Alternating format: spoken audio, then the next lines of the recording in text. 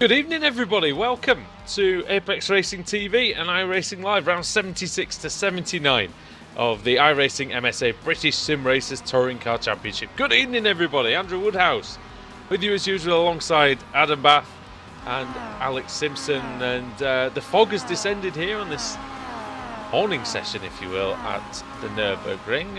Adam Bath rejoins us after a ultimately fruitless trip to Reading. Adam, what are your thoughts on the 50-car grid that we're going to have tonight? Well, it looks a darn sight better than what I was watching for 90 minutes on Tuesday night. Yeah, it should be good, the Nurburgring. I've heard that the fog that we've got tonight is nowhere near as bad as the fog that you had to endure when you went to the Sim Expo last year. So I guess that's a plus for the 50 drivers on the grid. It should be a good 4 races as always.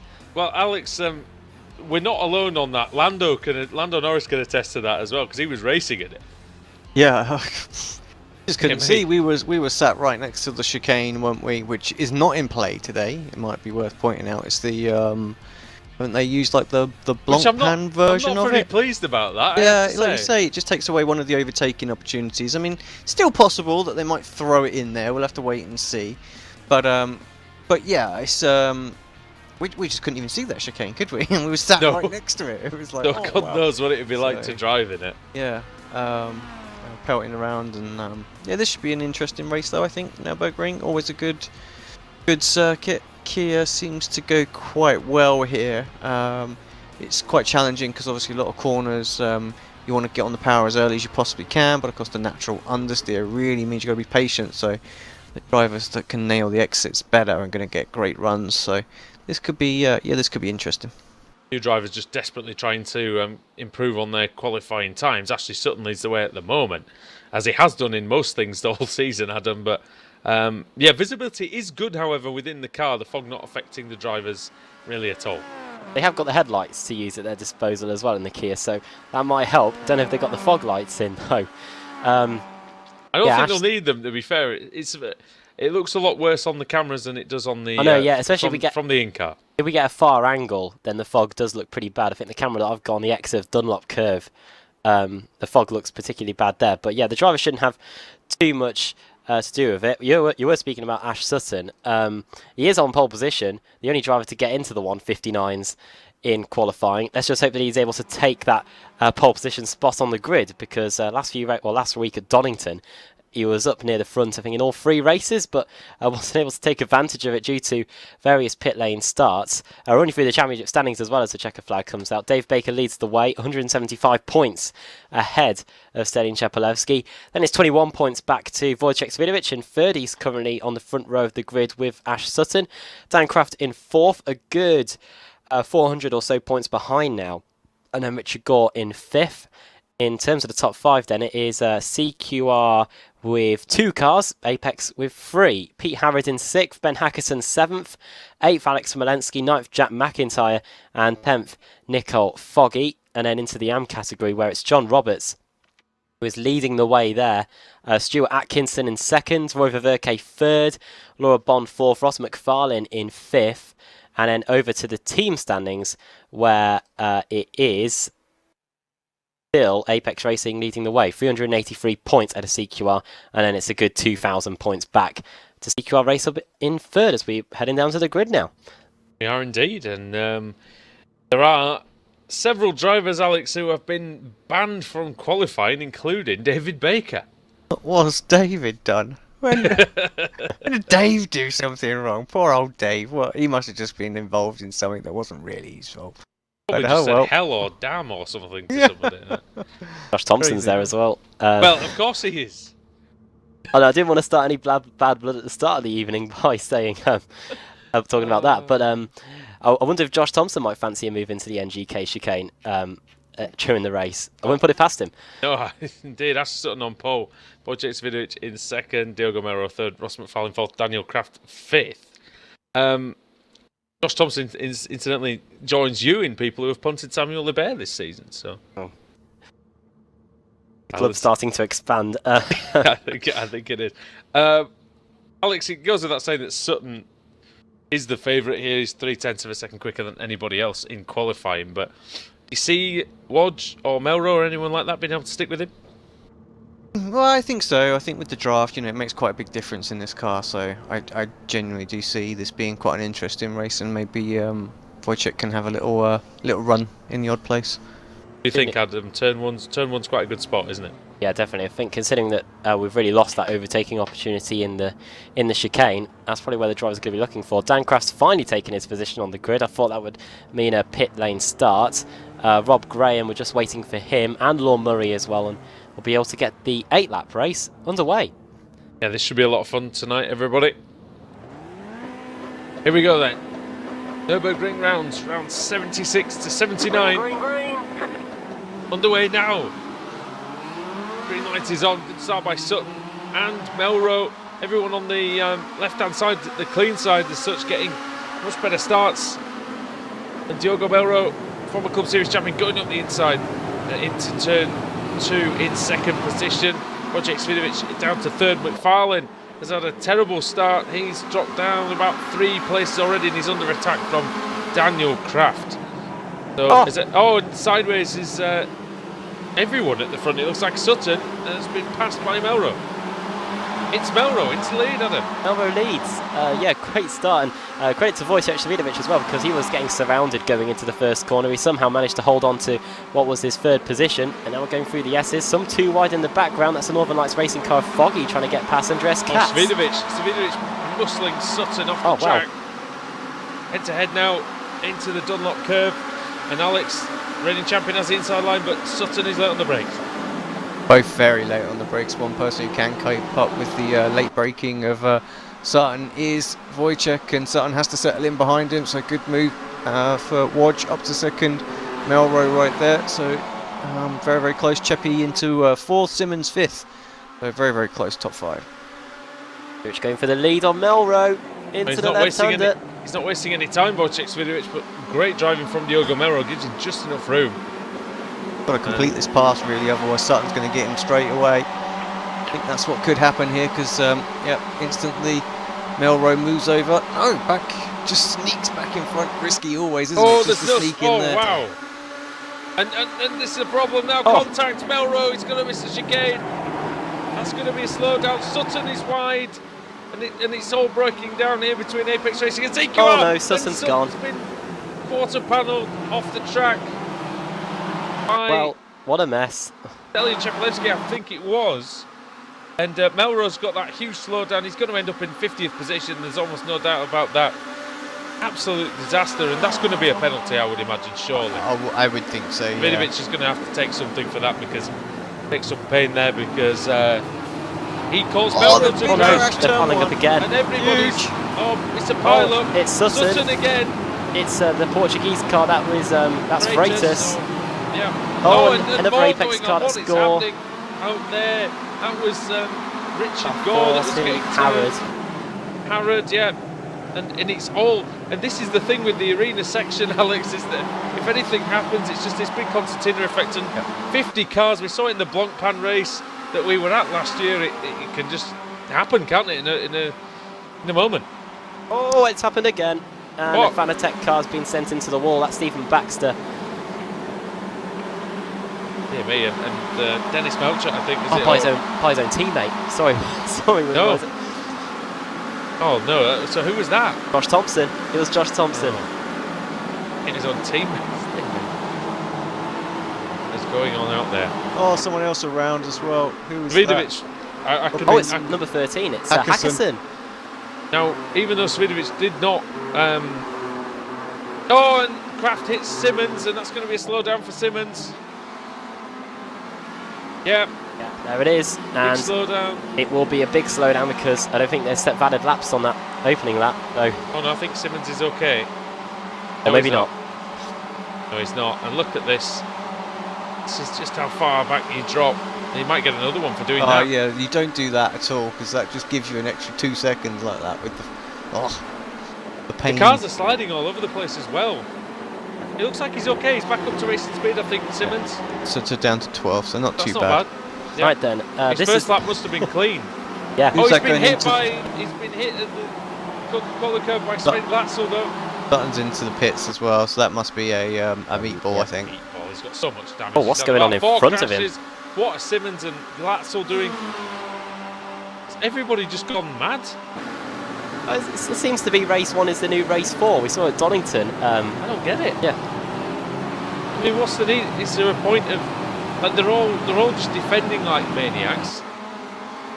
I don't get it. I don't get it. Well, the order then at the end of lap 2, craziness. Savinovic leads, Dan Kraft second, Ross McFarlane is now in third. Fourth, Andreas Katz, he's gained massive amounts of positions out of all that mess. Fifth is Foggy, sixth is Blackhall, seventh Hall, eighth Newman, ninth Paul Smith, and 10th is Stelian Chapelewski. Paul Smith up into the top 10. Well, his day's been going pretty well so far, so I don't know how. Well, hopefully the rest of it will too. No doubt we'll hear from the auctionman a bit later on at some point. Also going well, Mark Johnston up to 14th, and Adam Hadfield up to 16th. They've made up a lot of places. John Roberts is up 9 positions. 24 positions gained for Alex Everett. Alex, after just 2 laps. Yeah. Pretty good going. I mean, still in 23rd place, which is insane. I know, it's like that needs to be a meme, doesn't it, Adam, really? That moment when you gain 24 positions and you're still not even in the top 20. Almost like those Manchester United memes, isn't it? Oh dear. Win so many games in a row, you still finish 6th. Still 6th, yep. We're not Man United fans, by the way. Far from it. We've got Leeds and... I mean, I have to be a Manchester United fan, otherwise my best friend will disown me, so... Meanwhile, moving swiftly onwards, before we get City fans and Liverpool. We'll get embroiled. We've got a Liverpool fan in the booth as well. On to lap 4. On to lap 4 of the race. Savinovic is lapping pretty well, considering he's got that damage after lap 1. He's 1.1 seconds ahead of Dan Kraft. We'll see what Dan can do now, but he's bringing along Ross McFarlane rather nicely, who seems to have been getting into the swing of things really in the qualifying the last few weeks. Yeah, I think McFarlane's really finding his feet with this Kia Optima, and yeah, showing some good skill. But this season is rookie season, Alex. Yeah, well, yeah, we've gone on about him, haven't we? You know, just doing a great job, and yeah, he's going to be there in the showdown, I think, isn't he? Simmons versus Janowski, and that is car 23. That is Sven Glatzel also in the mix, one of the Fanatec cars, and Mark Johnston. Bang! Take that. Have it. Richard Gore's also in the mix. He's the Apex car looking to the inside, now tucking back to the outside. Mark Johnston putting up a resolute defence. Gore's going around the outside of the Dunlop curve. And he's going to have a nice exit, but Johnston, if he's smart and just covers him off, he should be okay. Gore on the inside into the Schumacher S. Expect a lot of grip through the Dunlop Melrose. curve. Oh, it is Melrose. Melrose on the return back. Car looks pretty clean after all. He's going to be so annoyed though, isn't he? But see, Melrose only went through, didn't he, and got the slowdown. It wasn't so bad for him. Just got that little tap from behind, punt. Nudge, didn't he? Really, it wasn't even a punt. I mean, look at the rear of his car. He's got no damage. Yeah. Yeah, he's able to fight back. So doing a good job. Here comes Gordo. He doesn't give up the fight very easily. He has to here. That chicane is really a bad thing for this track, I think. It just takes away all the chances you've got of making a move and then fighting back into turn 1 maybe. Update on the 2 leaders. The gap's come down about half a second on that last... Well, the gap has come down by half, basically. It's down to 6 tenths. 2:02 dead for Savinovic, 2:01.6 Dan Kraft. Savinovic's lead is just a slender one now. Sorry to cut you off, Alex. I really do think it's the wrong layout, though. Yeah, well, yeah, no, I agree.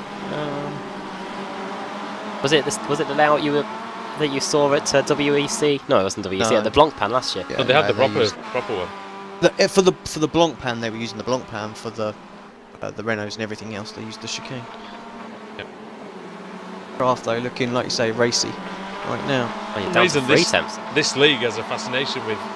It just does not like chicanes very much. I think this league see Monza with no chicane, we see no chicane here. Actually, the car's pretty reasonable over through chicanes, you know. Quite It doesn't fun. really understeer on the way in, does it? But coming out, when it doesn't really matter, it's on a chicane, it's fine. Yeah, that's it. Imagine if they had Hockenheimer, the old Hockenheimer no chicanes. On this Well, they'd want it, wouldn't they? maybe Well, iRacing that'd can't. be fun. Maybe iRacing doesn't have a time machine, so it can laser scan that track. You never know, it might. One day. We'll all be too old to see that, I would imagine. George Simmons is pressurising Stelin Chepelevsky, who's just behind Paul Smith, and this is the battle now. Mr. Simpson for 9th position. Yeah, let me jump back to that as we were on board with Dan Craft just for a second there. But yeah, that's quite a close little battle. And we probably well, want to go isn't it? to that one. Sorry, I reckon. Yeah, because Kraft's right with Wodge, and he's much quicker. It looks like. The lap times are like again as they come across the line. I wonder if the damage is just starting to hurt Wojciech a bit as they come over the line now. 202.6, 202.1, and it's what it is. And Kraft looks like he's wasting no time. But Wojciech shuts the door. This is an 8-lap race and 1 lap 6 now, so we've just got less than 3 laps to go here. Yeah, I mean, how quickly has that gone? Although we spent quite a lot of time at the start talking about that pilot we had. Oh, Kraft's just got so much more grip out there. Car is handling much better, Alex, in slow corners. Which is on the ropes. I have to say the CQR car does look good out there. I mean, Melrose doing extremely well coming back through as well. Sutton was extremely quick in qualifying, so we'll just drag that car to the front, it looks. But we definitely have them in race pace, so it'll be interesting to see how this meeting turns out. I'm sure Sutton will still be a factor later on, Adam. Oh, without doubt. And Alex as well, yeah. Yeah, sorry. That's all right. I was, yeah. I think we're all in agreement that he's still got a big part to play in the meeting. They'll be back with the Schumacher S's then. Oh, you can see Kraft gets a much better run. Lewis hasn't thrown in the towel yet though, and he's having a little look to the inside. Dan Kraft's going into the left-hander on our way towards the NGK chicane, and in the Coca-Cola curve to end the lap. My last point regarding Sutton is that he's now the bookies' favourite for the British Touring Car Championship after last week at Knockhill.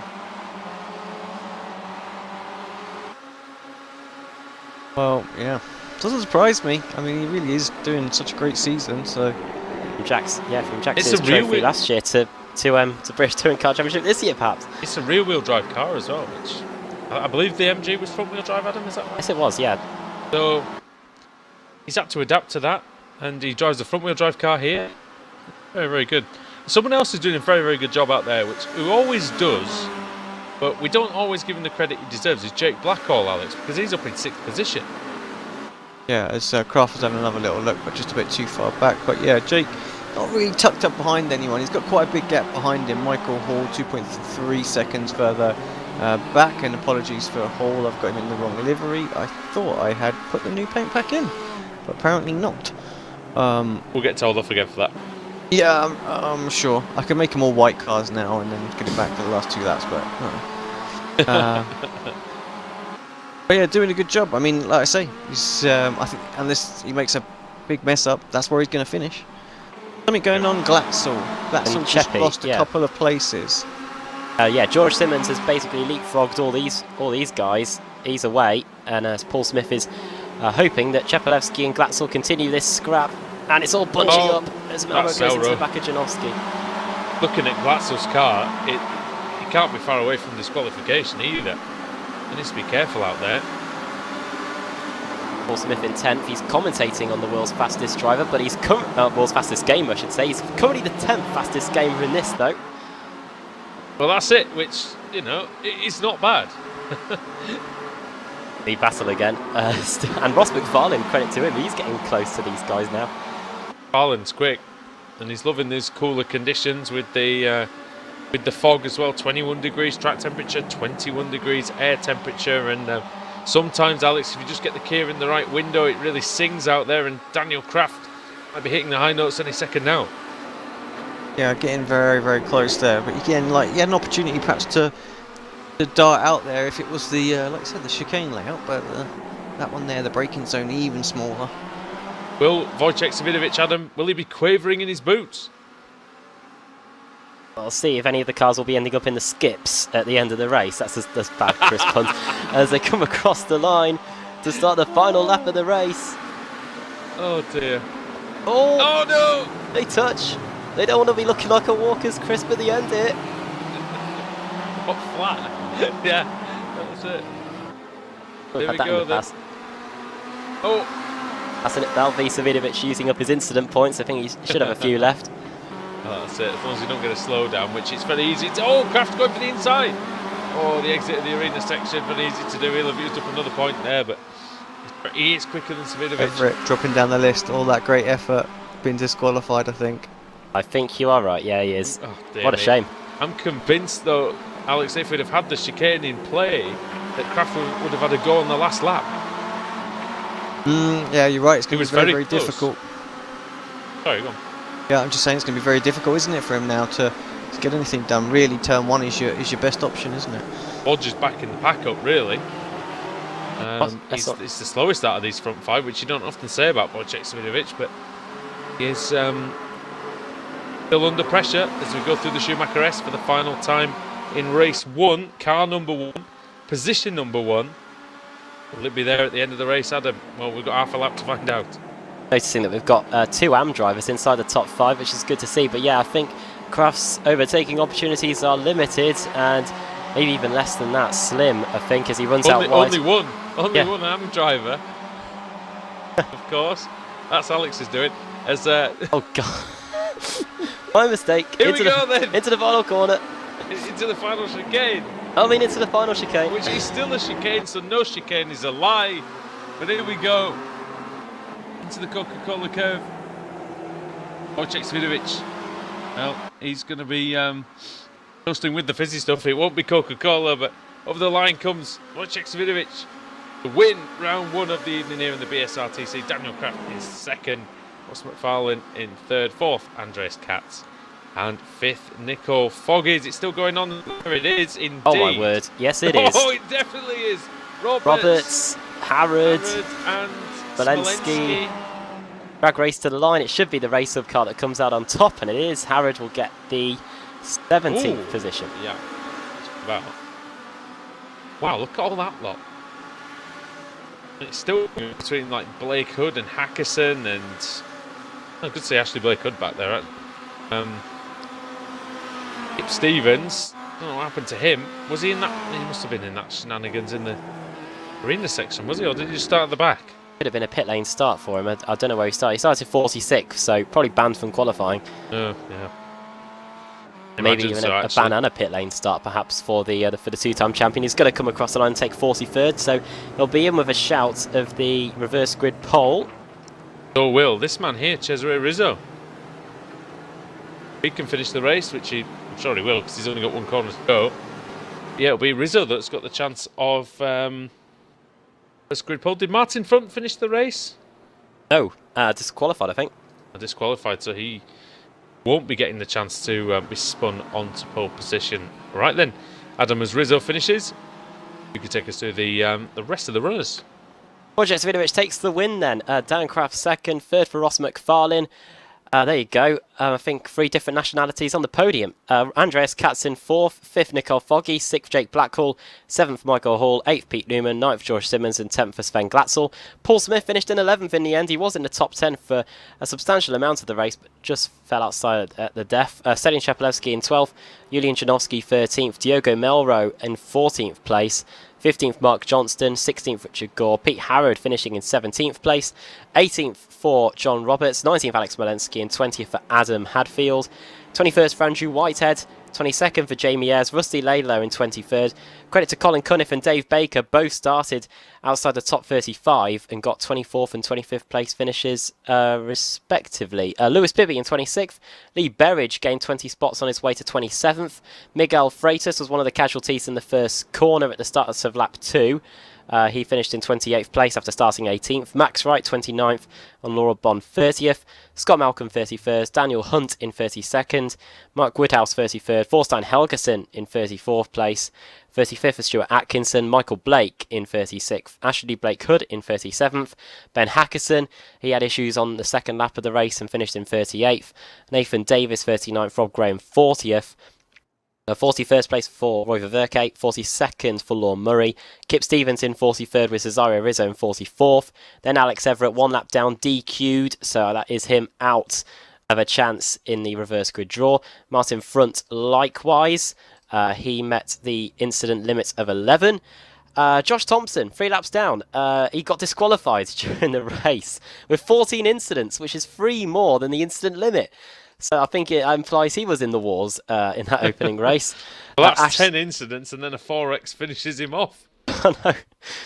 Oh dear. Ash Sutton, 6 laps down. Unfortunately for credit to him, he didn't get the incident limit. It looked like the car must have been toast because we do not have any fast repairs in the BSRTC.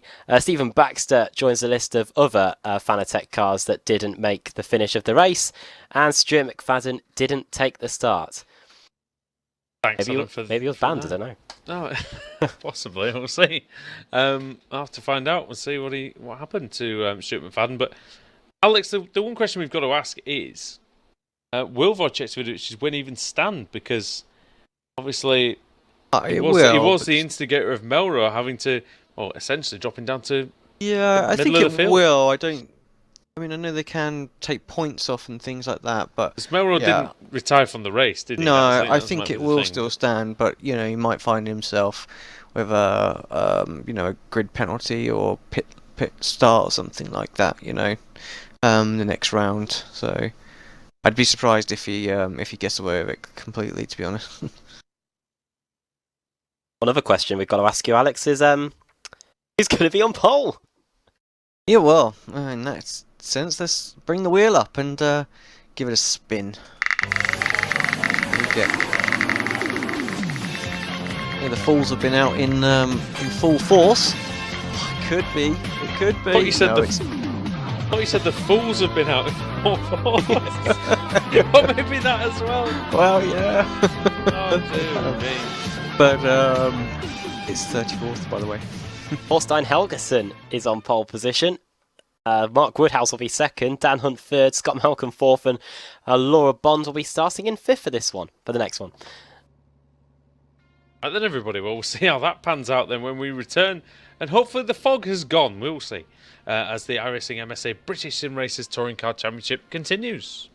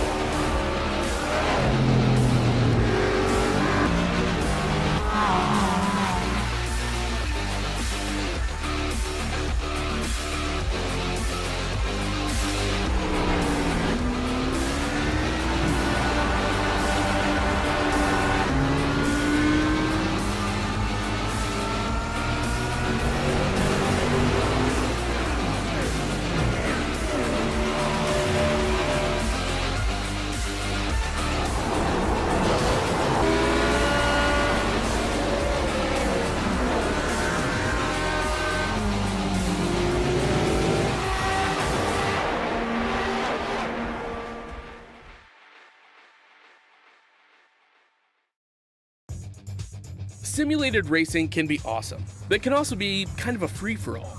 Interestingly, auto racing faced the same problem in its earlier days. Whether it was on the back roads, the beaches, or the city streets, the racing was fun. But there was always a certain level of chaos and danger, until some folks came along and put some order to all of this. Stuff like official racetracks, regulations about weight and equipment, and enforcement of standards. That's what gave us high-speed excitement, fast-paced action, and photo finishes. That's when racing became racing. The guys over at iRacing.com have made the same transformation in the world of sim racing. Sure, they've got the most accurate tracks and realistic cars out there, but that's just the start. See, iRacing analyzes the performance and results of each driver in every race, so you can be sure you're always placed in races where the competition will be tight, and that those reckless drivers who ruin it for us all are kept in the pits.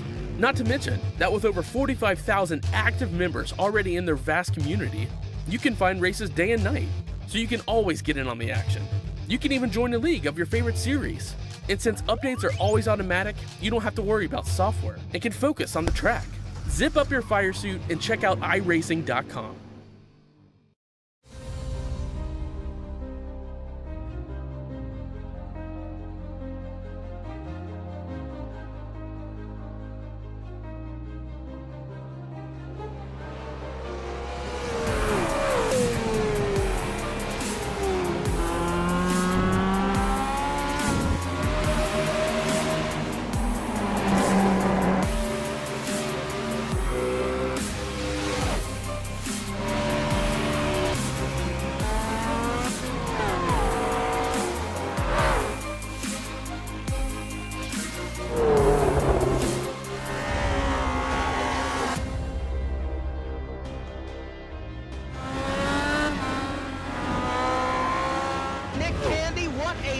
Truex in the outside contact, mate. 56 slides it at a 4. Who's going to be at the stripe?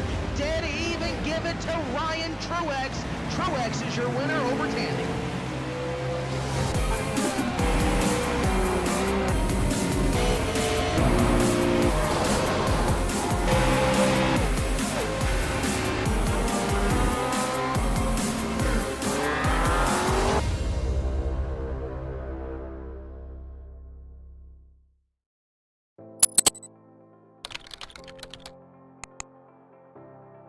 iRacing.com is a sim racing game that combines a true-to-life racing experience with an online community of virtual racers from all over the globe.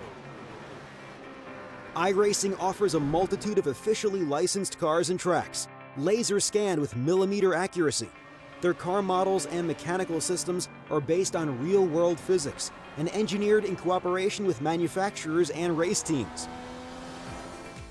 iRacing's web-based interface allows members to compare stats and test drive any combination of car and track instantly. Their skill license system ranges from rookie to pro, ensuring members are always pitted against those with similar skill sets. Members are able to sign up for a weekly race series, compete in time trials, host a private race with friends, and participate in racing leagues created and run by the community. With over 60,000 members, iRacing works in partnership with renowned motorsport organizations like SRO Motorsports Group to deliver virtual races based on the real-life Blancpain GT series. iRacing's Blancpain Endurance Series features team racing, giving members the ability to build a team and participate in races ranging from 3 hours to 24 hours. Additional partners include NASCAR, IMSA, V8 Supercars, IndyCar, allowing members to race in their very own 24 hours of Spa, Bathurst 1000, Daytona 500, and many more. iRacing.com, delivering the most authentic racing experience short of getting into a real race car.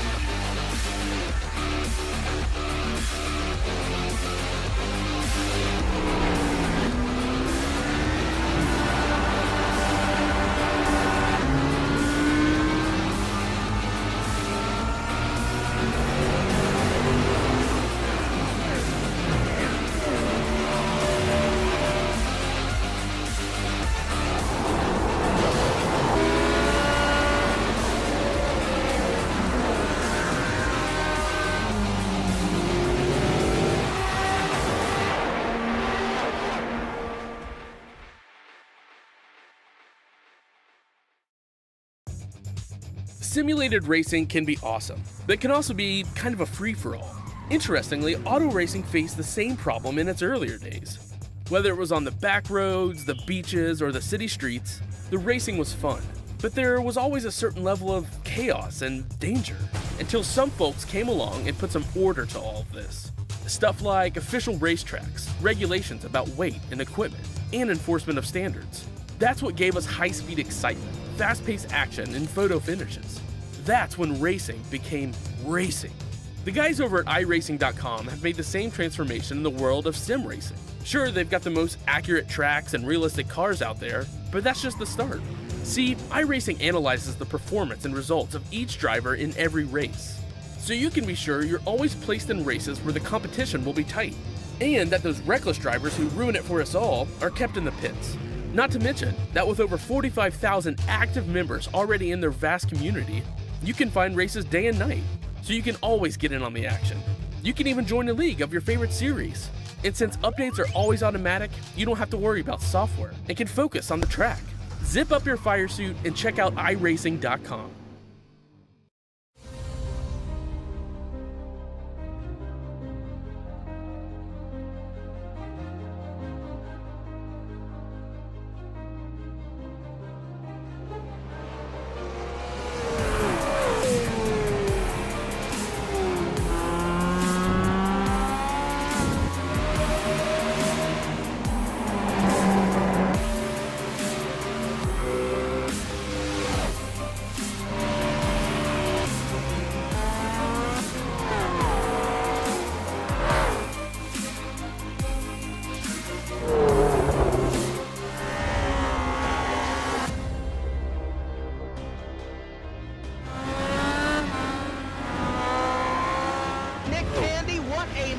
Truex in the outside, contact made. 56 slides it into 4. Who's going to be at the stripe? Dead even, give it to Ryan Truex. Truex is your winner over Tandy.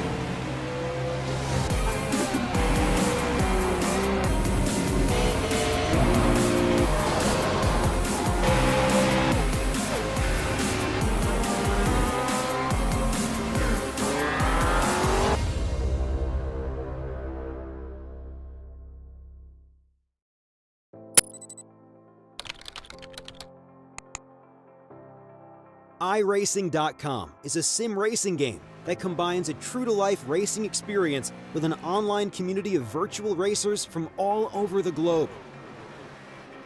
iRacing offers a multitude of officially licensed cars and tracks, laser scanned with millimeter accuracy. Their car models and mechanical systems are based on real-world physics and engineered in cooperation with manufacturers and race teams. iRacing's web-based interface allows members to compare stats and test drive any combination of car and track instantly. Their skill license system ranges from rookie to pro, ensuring members are always pitted against those with similar skill sets. Members are able to sign up for a weekly race series, compete in time trials, host a private race with friends, and participate in racing leagues created and run by the community. With over 60,000 members, iRacing works in partnership with renowned motorsport organizations like SRO Motorsports Group to deliver virtual races based on the real-life Blancpain GT series. iRacing's Blancpain Endurance Series features team racing, giving members the ability to build a team and participate in races ranging from 3 hours to 24 hours. Additional partners include NASCAR, IMSA, V8 Supercars, IndyCar, allowing members to race in their very own 24 hours of Spa.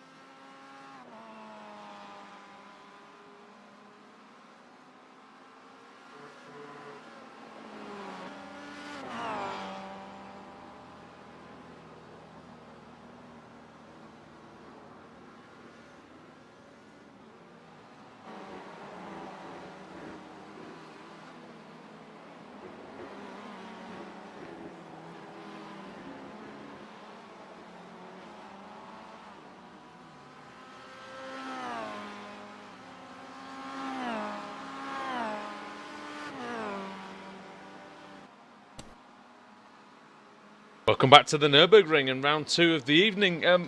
Apologies for the long break. It seems like they've gone a bit overkill with the warm-up. 20 minutes. Andrew Woodhouse, though, with you, with Alex Simpson, who will be just along in a few minutes' time, and Adam Bath. And Adam, so it's still overcast here, and it's still fairly cool out there. Well, it's very cool, actually. It's even cooled down from when the fog was there, unbelievably. 19 degrees track temperature. And it makes it difficult on the opening lap, of course, but once you get going, quicker lap times, more grip, more downforce, everything seems to be just a little bit better. Yeah, the drivers are really getting to grips with their cars in the warm-up session. We can see them sliding about here and there. So the fog has lifted, but yeah, that doesn't mean that the drivers will still not be struggling with their cars during the next 8-lap race. It was a very good first race as well. A bit chaotic in the early going, but once it settled down, we had a great battle between Savidovic and Dan Kraft, and it was Savidovic that came out on top, 1-0 to Apex tonight. It was a right old battle, wasn't there? And a big old pile-up in the middle as well. I will say, when the race gets underway, I wonder if you can watch the back of the field, because I can't see the back of the field. So if anything goes on there, then I'm not going to see it. But Diogo Melro, what's that?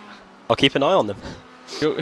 Maybe you need a few eyes on them, actually. Diogo Melro, he's fastest in practice at the minute, which is good to see. So he's continuing his good form. He's going to be disappointed, isn't he, about that incident with Wojciech Savidovic, because it looked like Woj, there wasn't really a lot he could do, but he still made the mistake, still nerfed into Melro just as he was braking, and of course, you haven't got really any chance of making the corner. Yeah, just a few minutes to go. And yeah, I was going to be watching out now for the start of the race. Got a few drivers that will be starting towards the back as well. I'll run you through those guys once we get on the grid. We'll see where Ash Sutton comes from, because he had that crash in the opening lap of the race when he was going for the lead. And because of the reverse grid result, it means he's going to be starting at the back. Quite a few drivers as well got the wrath of the disqualification as well. The likes of Josh Thompson, Alex Everett. I think Stephen Baxter might have also bit the dust as well. So that's 3 Fanatec cars that all got disqualified in the opening race of the day. And they'll be hoping for better things in race 2. It was a good first race for Northern Lights Racing, though. It was very good. Ross McFarlane up there, Nico Foggy up there, and yeah, it seemed to be a pretty good one for the Scottish team. Good one for Andreas Katz as well. He got in the top 5. Yeah, there's some drivers out there who've got some pretty important results, and we're hoping that continues into the rest of the evening, of course. Another 8-lap race is awaiting us. Nurburgring Grand Prix circuit, Adam, I love it.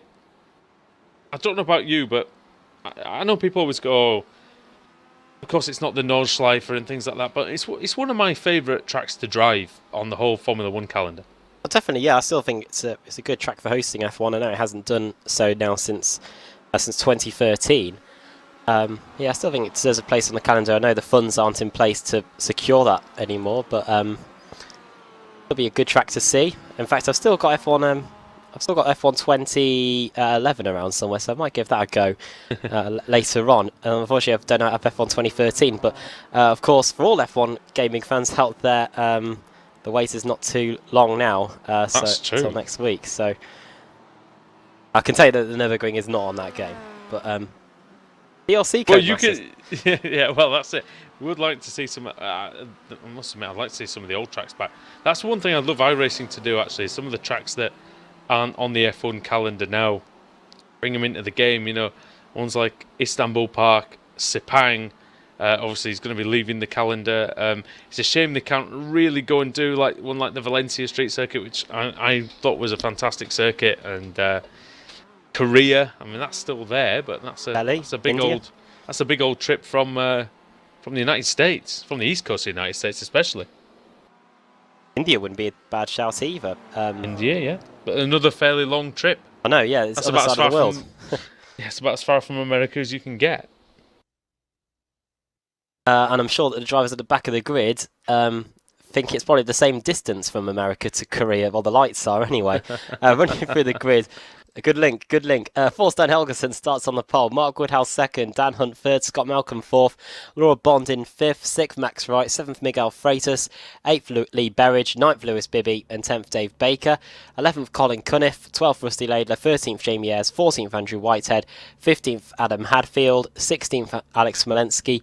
17th, John Roberts. 18th, Pete Harrod. 19th, Richard Gore. And 20th, Mark Johnston. The car starting towards the rear of the field. We've got quite a few big names. Of course, we've got Wojciech Svidovic, our race 1 winner, starting in 34th place on the grid. We've also got Nathan Davison 39th, Hackerson 38th, two-time champion Kip Stevens in 43rd, Josh Thompson and Sutton 47th and 48th. They'll be ones to watch for sure. And Dave Christie brings up the rear in 50th place. 50th place, imagine. Yeah. Imagine starting there. There'll be a few from the pit lane, of course. So here we go. Thorstein Helgeson. Let's try and maintain his pole position. Here we go. Green light is on at the Nurburgring. Good start from Daniel Hunt from the second row. He's already usurped Woodhouse, and Malcolm and Bond are in there as well.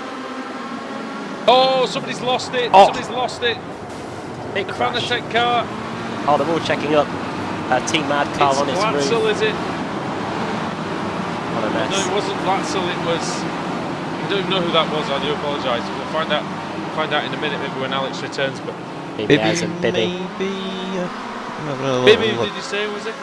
It was one of the Team Mad cars. Excuse me, it might be Jamie Ayres. It Or was someone Michael a little bit further back. It was a Fanatec car that started it all. Hadfield, I'm thinking it is, because he's not. Yeah, he's got serious damage. It was Hadfield, I'm pretty sure. Did you see anything there, Alex, apart from that of note? Just lots of just that really. There was lots of little things, but you know, just normal turn 1 stuff. But yeah, Dan Hunt up front. Good start from him. The front spread apart a little bit actually. There's like a massive gaggle, but there's 3 or 4 cars that are broken free. Great start by Miguel Freitas at 5 positions to second, and it's turning into a good race so far for the Team Mad / GT Omega cars, because they're second and third with Woodhouse up in the top 3. Right, so it's good to hear that Woodhouse is in the top 3. Going pretty well here. Oh, wheel to wheel, Smolensky, Gore, Diogo Melro. Now Miguel Freitas has been looking for a opportunity all season really to be at the front and to show what he can do. But a good chance now. Look at that. The speed he carried through the chicane over Daniel Hunt. Big wide line, Adam, but that's going to help him massively down the main straight. And he knows it as well, because turn 1 is one of the key overtaking points on the circuit. End of the opening lap, Dan Hunt leads for Pro big Sim. crash, sorry, in the background, guys. Someone's rolling. Oh, huge accident. Look at it coming out Coca-Cola right now. I think it might be Paul Smith, because Paul Smith dropping down the order like a stone. Oh, the car's an absolute wreck, that race-up car. Don't know what happened to him. We're about to find out. Oh, Paul got hit by a CQR stablemate, no less. Oh. Car 3 Daniel Kraft, I think. Just gonna verify that for you. Oh, yes, he did. He got hit into the tyre wall and the car rolls over. Not what Paul Smith would have wanted at Oh, and all. Ash Sutton involved as well, so it was just a CQR nightmare. Yeah, terrible, really, for CQR there to have all those drivers involved in crashes. Daniel Hunt leads, Miguel Freitas in second, Mark Woodhouse a very strong third at the moment, Lee Berridge in fourth, and then David Baker in 5th position. This is an important race for Baker, Alex, because of course he got, well, I assume he got wiped out. Did he get wiped out in that thing in the first lap? Off goes Johnston. Not sure. I think he finished solidly actually in race 1, I think. As Alex Smolensky nearly got quarter panelled off the circuit, he's just recovering. He's still got quite a few drivers surrounding him. Simmons at the road and Mark Johnston all over the place. Johnson has real problems controlling the car at the moment. And Smolensky as well, still wheel to wheel with Janowski. To be honest, I was looking at something else, so I didn't see where Helgeson went. Oh dear me, what are they doing? What happened to Helgeson? I don't know what happened to him, because it's down 6 positions from the pole. But it's still going on between Smolensky and Janowski. Well, 2 Bulgarians here. Oh, bang! That was an Eastern block, wasn't it? Into crash! Crash! Laura Melrose. Bond. It's Melrose. He's collided with Melrose. I think someone has. It was Laura Bond. He's collided with Melrose. Oh, they just got Replay of stuck that together right there. up on screen now. Diogo Melrose will not be happy at all. Oh, Daniel Kraft has been disqualified. There was obviously Already? a move between the chicane between those two. That's where it come on, and then they just got stuck together. And yeah. But unfortunate for both of them, really. Oh no, Daniel Kraft's still going actually. He must have had a crash. The car looks an absolute wreck for the man who currently sits 3rd in the championship. Carriage right on Baker. I'm guessing Baker's just got through there. Harrod behind them. Daniel Kraft got hit going Baker's into the got final through corner. Berridge was in 4th position. Here comes Pete Harrod. Racing with CQR car, having a look. Oh, Berridge slides. Makes it in nicely though to Dunlop. Work. Woodhouse will be happy with this battling because he won't have to deal with them for a while. Ed Woodhouse as Mark goes up the hill through the S's. Tell you what, the stewards meeting's going to be very interesting, very long as well. I think after some of the crashes we've seen in both races so far, and very recorded, no doubt. Yes, as Scott Malcolm and Richard Gore go wheel to wheel now. This is over a spot in the top 10. This is over 8th and 9th, and here comes Simmons and Mark Johnston and Melrose. Could get ugly. Simmons going to the outside. Simmons had to brake. This is a bit like what happened with Savidovic in the last race, but Melrose will be having flashbacks. But there's Malcolm going through. Alex, just a quick one. Recorded stewards' meetings, a good idea? Got no opinion on it, to be honest, mate. Yes or no? Yeah, I'm not sure. That's fine. Totally on the fence. Sorry. All right. Oh, Hackerson disappeared. Problems for him. Oh no, just his connection again. Good old Ben. No. Happening again. Freitas though very close to Dan Hunt now. 0.3, well, less than 0.3 of a second as he makes contact with the rear. That's very close. Indeed. Close enough to give him a bit of a tap as he exited the Mercedes arena. Yeah, Freitas looking good out there. He's definitely got a bit more grip than the Pro Sim car. Miguel Freitas, of course. Adam was a star of the Club 73 Touring Car. Is a star of the Club 73 Touring Car Championship. Yes, he is. We're still no closer to working out whether he's done a World Touring Car race in real life. I don't think he looks like the guy. I don't know. We'll have to ask him. But Miguel Freitas currently sitting in 2nd place. Mark Woodhouse in 3rd. Baker getting closer though. Oh my Baker. God! Look What's at this. going on? Look at this battle around Michael Hall, Alex. About 15th. Oh dear. Oh! Here comes Jeffy and Blackhall as well on the Automet car. That's Scott Malcolm on the inside. Oh dear! Oh, that's fine. That's fine. That's okay. It's touring cars. Couldn't really do much in that situation. The Apex cars need to be careful they don't take each other out. The 36R is Andreas Katz, who took out Dan Kraft earlier. He brakes and lets his teammate through. Oh, Hackerson. Great on there. Hackerson going through well, and Blackhall having a look as well on someone. There's all sorts going on here. Blackhall and Czapleski. Oh, someone having a look at the inside into the Coca-Cola curve. Glatzel, Svidovic, Everett and Rizzo. This is all some of these positions are outside the top 20 as they come across the line. Svidovic started 34th after winning the opening race. Ridiculous, really, when you consider the quality of driver that's down there. Baker has overtaken Woodhouse, so Baker has cracked the top 3. It's still going on actually. That'll never happen. No, wait. He goes through. Onto the podium goes David Baker. How long's left? Well, lap 5 of 8, so we're just over the halfway mark. Seems like we're a bit further into this one, doesn't it? So that out of the race, we've got Bibby, Ash Sutton out again, and Jamie Ayres also out of the race. And a whole load of cars still in the pit lane. Have a look. Oh, wow. We've got Foggy, Smith, Blake, Hadfield, Jamie Ayres, Ash Sutton, who's out of the race, Martin Front, and Ross McFarlane. So over 10 cars in the pits. yeah.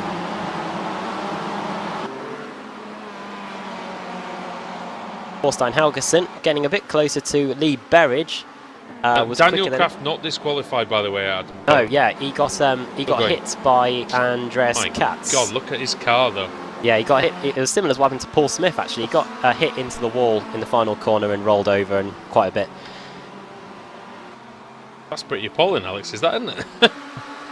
Oh, look at this for the lead though. Close, 1/10 of a second again. Every time Freitas gets close. Not back a little bit though.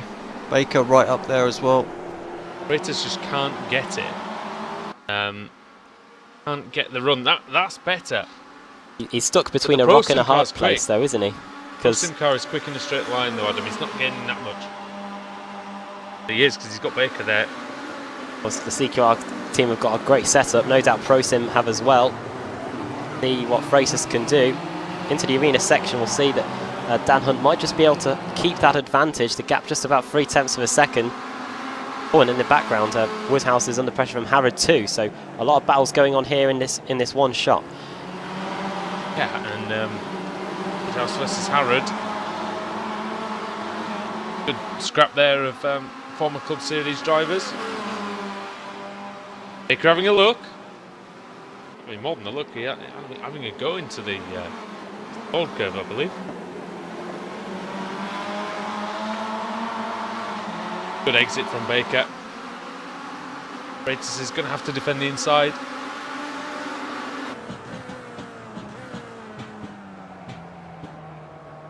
That manages it.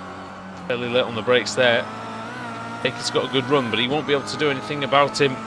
You wouldn't have thought until after the Schumacher race. All playing into the hands of Dan Hunt as well, because Hunt has now got the gap up to 0.6. Yeah, Hunt's just like Savidovic was in the first race of the evening. Hunt's by far the slowest of the top 5, really, but he's managing to take advantage of that excellent start. Well, it's a very good driver, Dan Hunt. Many race wins for him. Here's Baker. Oh, Baker's playing hardball with Freitas. now if that was the normal chicane, he'd have that move nailed on, but that works into the hands of Freitas. And here comes Harrod. Harrod charging up the inside on Woodhouse. Woodhouse just trying the long way around. It will work. I'm thinking he's going to have a nice amount of slipstream as well. But yeah, Alex, I think that just illustrated our point about the chicane, in that really you can't, because it's such a fast corner, you can't really do it on the brakes into there. No. Oh, Harrod's on the brakes. doing it. Almost there for Pete. He's back in his proper livery this time.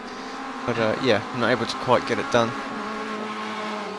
You're right, Baker had every opportunity there, didn't he? If it had been a normal one, it would have been, it'd been cut and dry, I think. Baker having a look in the infield section, Adam, and it's tough to pass there, but you can get it done if you can surprise the driver. Yeah, the braking zone into turn 3. Oh, he's going for it in the forward curve, but Freitas just closes the door. Harris versus Woodhouse still. Woodhouse fighting back. Inside. Good stuff from the GT Mega driver. Baker, this time surely up the inside of Freitas.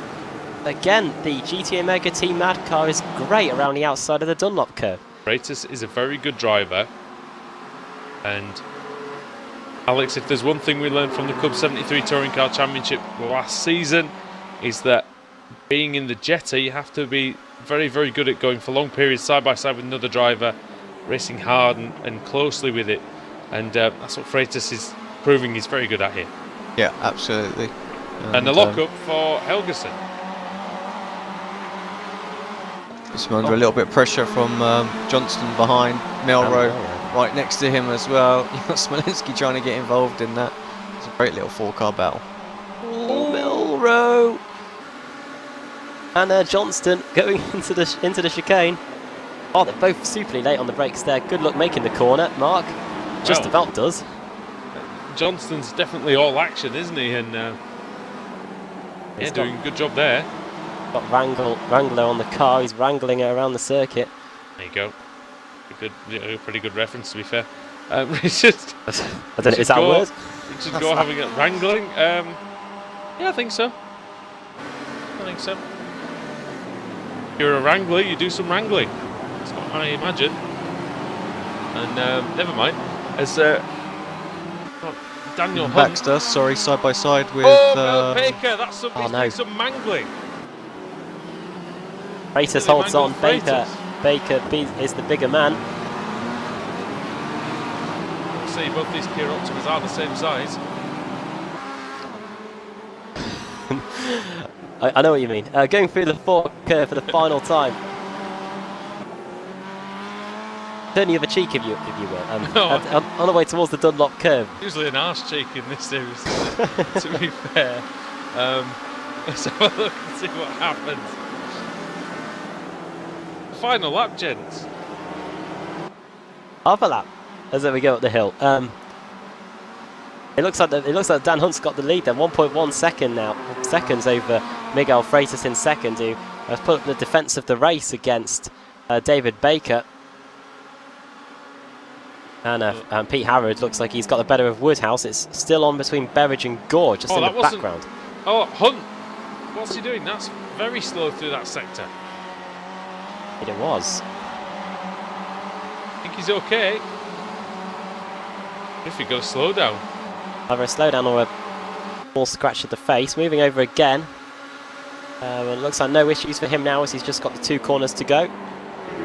Freitas, a lot of speed through the chicane. I don't think this is quite over. Hunt just going to have a good colour curve. I think his tyres have gone. I think he's going to take it. On the run to the line, Daniel Hunt takes the plaudits. He takes race 2 of the evening ahead of Freitas. Baker, Harrod, Woodhouse. Who got that at the line? Wow, yeah, Simmons and Gore. Gore. That was really close. That was Simmons by 5,000ths of a second over Richard Gore. It's still going on here. Rizzo, Baxter, Malcolm, Blackhall. Still going. That Wojciech Svidovic as well. It is. That train. Wow. Josh Thompson comes across the line and takes 31st. Not bad from the pit lane, actually, that. No. Oh, really? I think somebody's been hit at the first corner after the flag. Max Rice and Kip Stevens very slow over the line. Don't know what was going on there. I think Stevens might have been out of fuel. Oh no, I don't even know actually what was going on there. It looked like he's jumping on the brakes. No, I think he's out of fuel. Probably. Oh well. I know what happened. It was contact going into the final corner, and Kit Stevens barged his way through, and I think he was trying to let Max Wright by. Ah, okay. Because he giving him it back, and he didn't. And instead he just pushed him over the line. Oh no, he did. Did he? No, he didn't. Did he get him? Yeah, Max he Wright did. Yeah, he did. It was very close, though, I must admit. Right then, race 2 was very, very good indeed. Adam, if you could take us through who finished where, please. Okay, so Dan Hunt takes the win. Second for Miguel Freitas, third Dave Baker, fourth for Pete Harrod, fifth for Mark Woodhouse, sixth Lee Berridge, George Simmons just edging Richard Gore to the line, with Thorstein Helgeson, the pole sitter, finishing in 9th. Mark Johnston 10th, Diogo Melro in 11th. That's 2 top 15 finishes for him. Alex Walensky in 12th, 13th for Yulian Janowski, Michael Hall 14th, 15th for Andreas Katz, 16th for Stelian Chepelevsky, 17th Alex Everett, 18th for Sven Glatzel, his teammate, 19th for Ben Hackerson, and 20th for Cesaro Rizzo. Stephen Baxter in 21st, 2nd Scott Malcolm, 23rd for Jake Blackhall, Wojciech Svidovic finishing in 24th, 25th for Nathan Davis, 26th Ashley Blake Hood, 27th for Stuart Atkinson, Andrew Whitehead his teammate in 28th, 29th for Rusty Laidler and 30th for Roy Verke. Josh Thompson, after his pit lane start, finished in 31st place. 32nd for Laura Bond, 33rd for Max Wright, 34th Kip Stevens, 35th for for Lorne Murray, with John Roberts in 36th. Dan Craft 3 laps down, so Roberts will be the car on pole. We get a full. 4 laps down, Adam Hadfield. 5 laps down, Dave Christie, along with Ross McFarlane. Martin Front 7 laps down. No, he's two as 5 laps down. Colin Cunniff 7 laps down, along with Pete Newman, Rob Graham, Ash Sutton, Paul Smith, Jamie Ayres, Nicole Foggy, Michael Blake, and Lewis Bibby 8 laps down. So those crashes at the start of race 2 did take out quite a lot of cars. Indeed, they did. And Alex, I know you had quite a good view of that. Just a case of somebody getting out of shape on the brakes, was it? Sorry, which one? The end of lap Start 1 crash. or the very first one? Yeah. It looked like one of the Fanatec cars possibly just lost the rear. I didn't really ended up see, honestly, I didn't really see it. I was sort of cycling through the pack. I didn't really see sort of who instigated that, so I was just sort of trying to find the carnage. Yeah. So, yeah, I can't really say, to be honest. Wouldn't surprise me going down there. We saw quite a lot of cars, you know, it's heavy braking, downhill braking. There was a lot of cars squirming, you know, under braking. So I wouldn't be surprised if somebody, okay. just overcooked it into there. I found it. So, Adam Hadfield is going. It's nothing you can do really. Adam Hadfield is going past Jamie Ayres, I think it is, on the right-hand side, and alongside him on his outside is Andrew Whitehead. Now Hadfield goes past Ayres. Whitehead moves across, doesn't see Hadfield, it looks like. Hadfield smashes into 2 or 3. It's like 10-pin bowling there. And then what follows is... So, Andrew Whitehead was the one who instigated it, Adam. Looks like it, doesn't it? Boosted... I will not be boosted by that. Time for the first grid draw for race 3. Their chances of a reverse grid, though, are... pretty high. John Roberts could be in with the full, or we get a 36, because I think the number segments are even, so could be a chance. Over to Alex. The second time tonight, then. A little spin and see who it is that's going to be on the pole.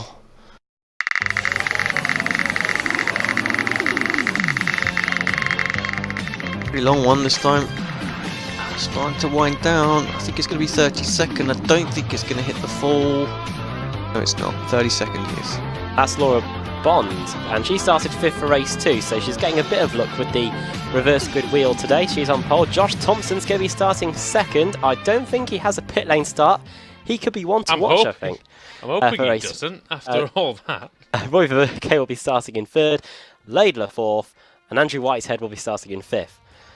I think this is where Laura needs to get her first win, don't you think, Alex? Be nice. It would be nice to see her win one, I have to say. It's been a long time coming. Long-serving driver, and it'd be good to see first female winner in the British Sim Racers Touring Car Championship. But we're not going to put too much pressure on. We're just going to come back and we're going to see what happens after the break as the iRacing MSA British Sim Racers Touring Car Championship continues.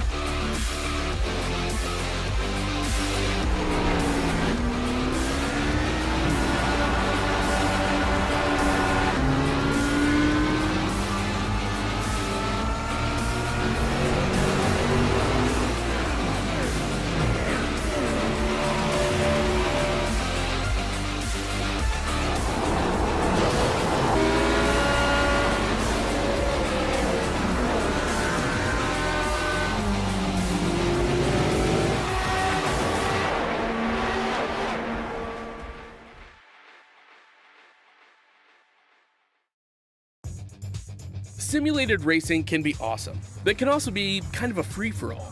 Interestingly, auto racing faced the same problem in its earlier days. Whether it was on the back roads, the beaches, or the city streets, the racing was fun. But there was always a certain level of chaos and danger, until some folks came along and put some order to all of this.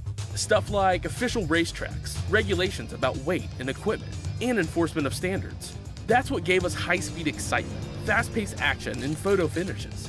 That's when racing became racing. The guys over at iRacing.com have made the same transformation in the world of sim racing. Sure, they've got the most accurate tracks and realistic cars out there, but that's just the start. See, iRacing analyzes the performance and results of each driver in every race, so you can be sure you're always placed in races where the competition will be tight, and that those reckless drivers who ruin it for us all are kept in the pits. Not to mention that with over 45,000 active members already in their vast community, you can find races day and night, so you can always get in on the action. You can even join a league of your favorite series. And since updates are always automatic, you don't have to worry about software and can focus on the track. Zip up your fire suit and check out iRacing.com.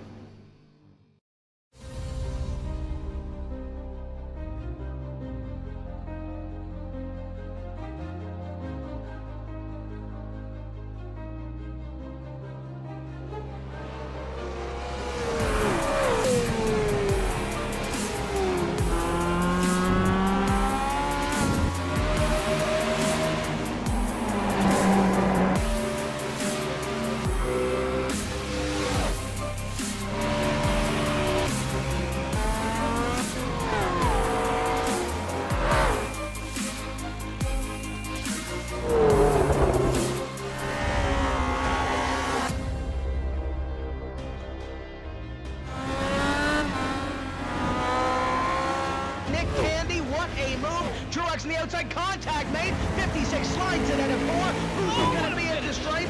Dead even, give it to Ryan Truex. Truex is your winner over Tandy.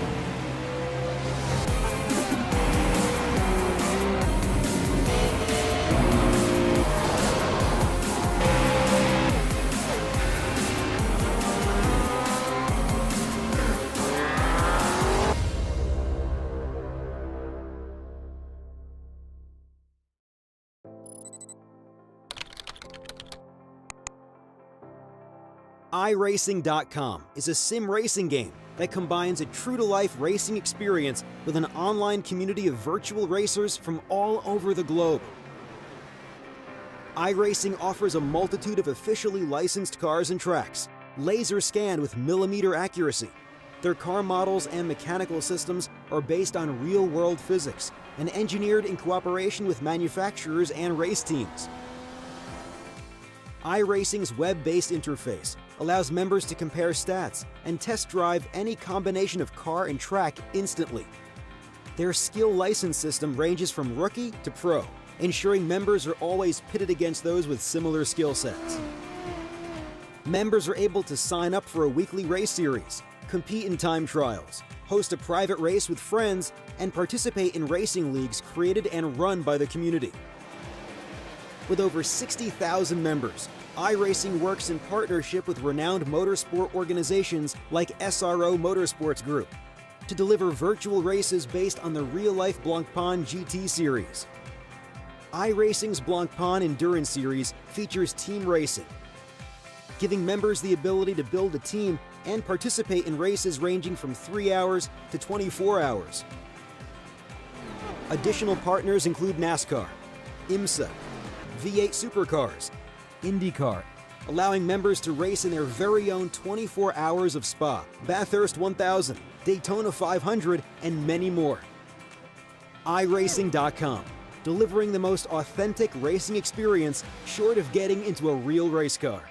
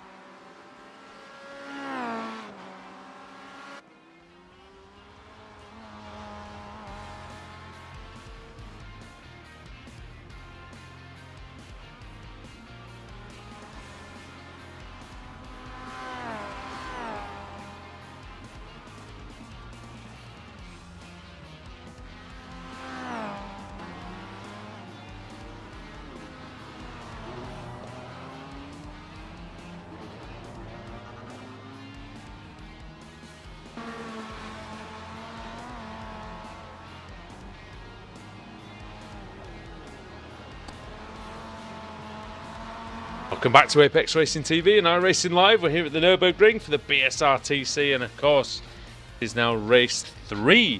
We are running a tiny bit behind tonight, actually. We're almost approaching 9:45 in UK time, but stick with us. You know, grab your tablet and watch us in bed if you want, whatever you want to do, because we're in for some exciting action. Alex Simpson, iRacing World Championship driver, on 2 fronts, of course, and well, Alex, I know you've raced here in the World Championship. Great circuit. We've had 2 fantastic races already tonight. I'm sure we'll get some more. Yeah, I raced here in both series actually. And it's a good track for both cars, so I have no reason to think why it won't be a great track for these Kias as well. We've had 2 good races so far, and yeah, I think we're going to be in for another one. Some different people at the front of this one. So see how it all pans out. Adam, Laura Bond on pole. I'm going to be straight with you. We always try not to glitch Laura and glitch to Jinx. Jinx. God, what Jinx eSport TV. We always try not to jinx Laura, and we end up failing spectacularly. So let's just talk about it now. It's a chance for a first win. Pole position here. Good sunny conditions. I reckon the Pro Sim driver's got a good chance. Yeah, you've always got a chance if you start on the pole position, no matter what driver you are. So, yeah, Laura should be in with a shout of the win. It doesn't look like there's too many of the really fast guys around her. Josh Thompson is looking ominous in 2nd place, and he doesn't have a pit lane start for this one. He wants to get something for the team, so he'll be one to watch as well. Yeah, all shaping up to be an interesting race where the track temperature has rocketed from 19 degrees to nearly 50. With all respect to Josh. He's always ominous, but for different reasons sometimes. In all seriousness, though, Alex, the clean side of the grid has got away a lot better than the inside tonight, and so Laura and Roy Verke and Andrew Whitehead, you would think they're going to have an advantage. Yeah, I think so, and they're on the best line, obviously. Josh is always good on the brakes though, so you know, anything that he loses initially he might gain back there, so throw it into turn 1, I'm sure. Yeah, Laura's always got good spatial awareness though, so she'll see that come in and leave enough room as necessary so it doesn't end our race straight away. Well, we'll see what goes on, and we'll see whether the prophecy will be fulfilled as the lights are ready to come on here at the Nurburgring for round 3. Another 8 laps. See how this one goes. Bond, Thompson, Laidler, Whitehead, Atkinson, Blako, Davis, Savinovic, Blackhole is your top 10. Green, green, green. Green light is on. An even start at the front. Bond getting away well. Thompson in pretty close proximity here. Bond has to defend here. Also trying the outside line through the first corner. Bond gets a bit of a touch from Someone's around the back though. Somebody might have been around in the middle. They're 5 wide in the middle. That can't end well, surely, and it hasn't. Whitehead's around, and the Fanatec car. The Fanatec car in the front still going, and that is Josh Thompson in 2nd place. Good start from Laura, but yeah, the problems are mounting still for the Fanatec team. Oh, don't tell me it's Baxter again that got turned around. I think it might be. I know it might be Adam Hadfield, and Hadfield's still going. It is Baxter's still going, but he's near the back of the field. Baxter started in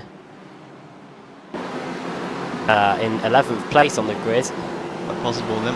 That was it was around there, wasn't it, where it was all kicking off.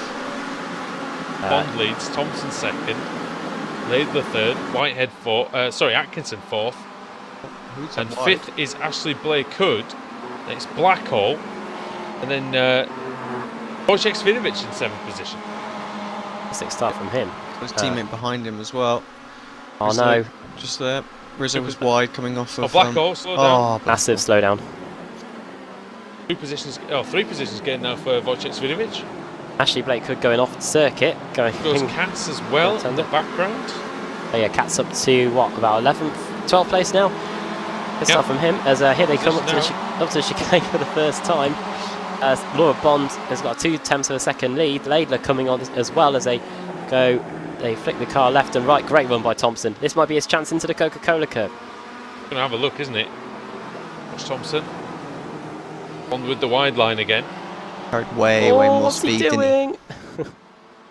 Thompson almost forces Bond off the track, but here comes Laidler. Oh, he's not having any of that. Oh, this is going to be interesting, isn't it? Watch the two on the inside, though, because look at the speed, and Laura Bond's carrying a straight line.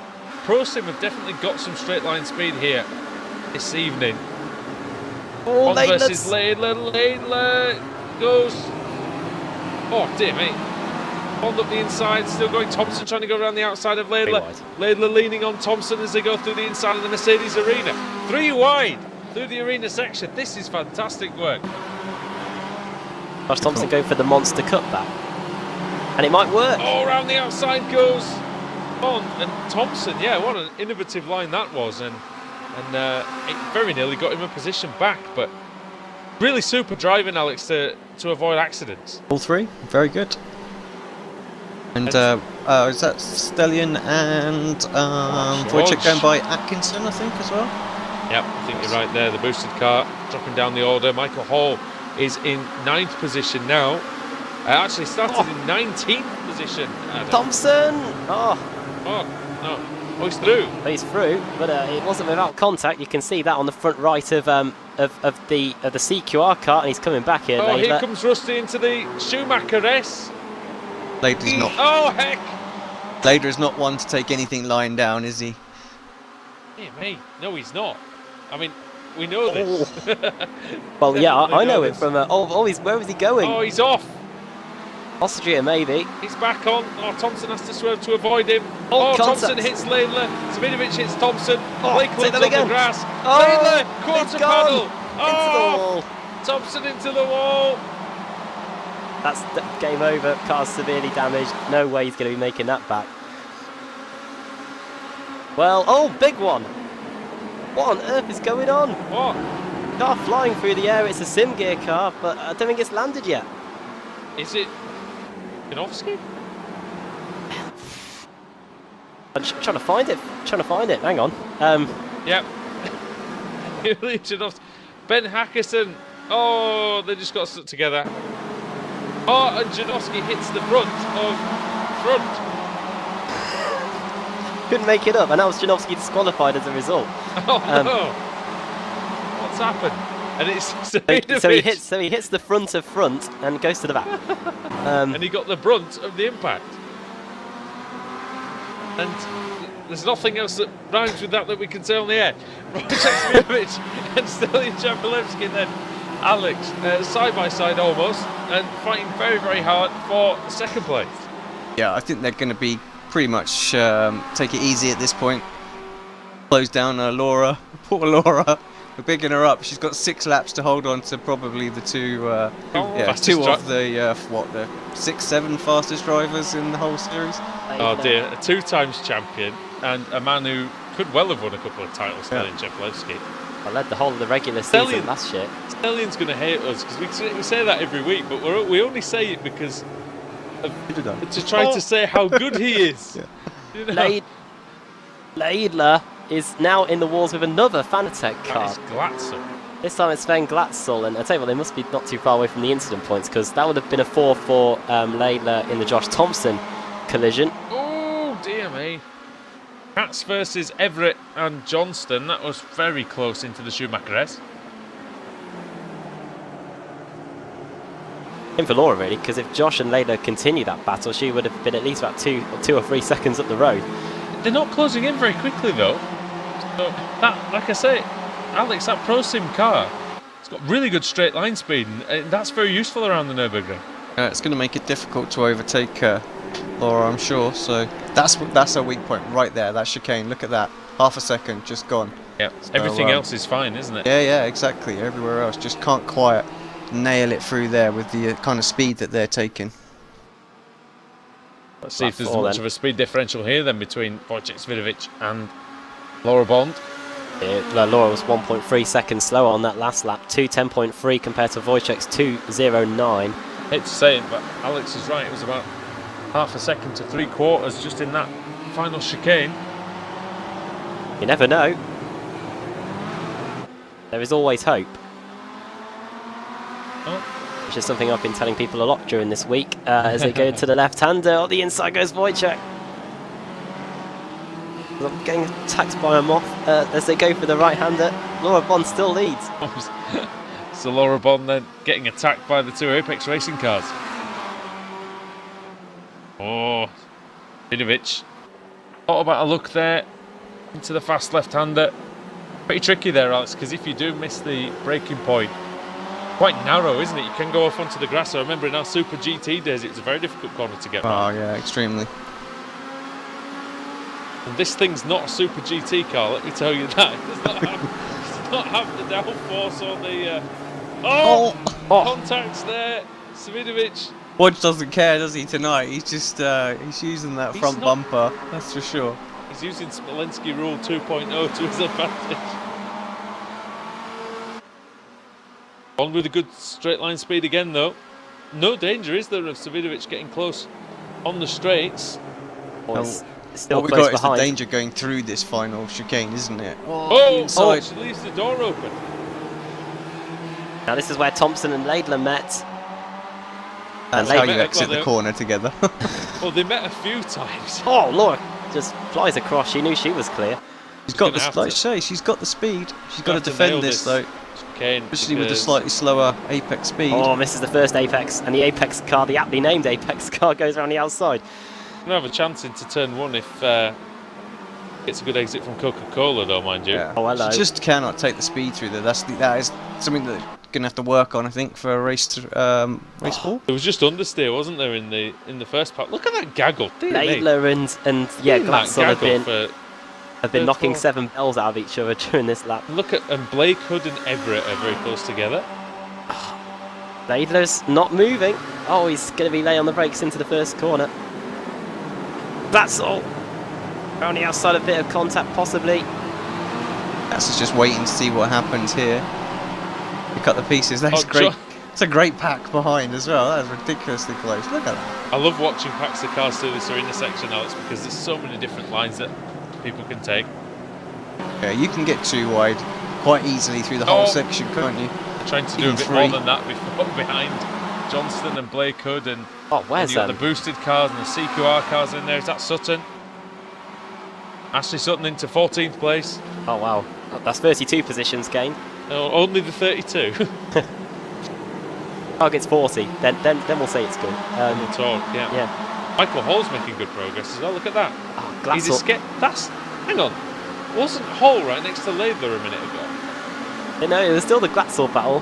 Hall's been up the road the last few Was it? laps. I was going to say he's getting 3 seconds on him if that was the case. Although I wouldn't be surprised given the fact that they've been battling so hard.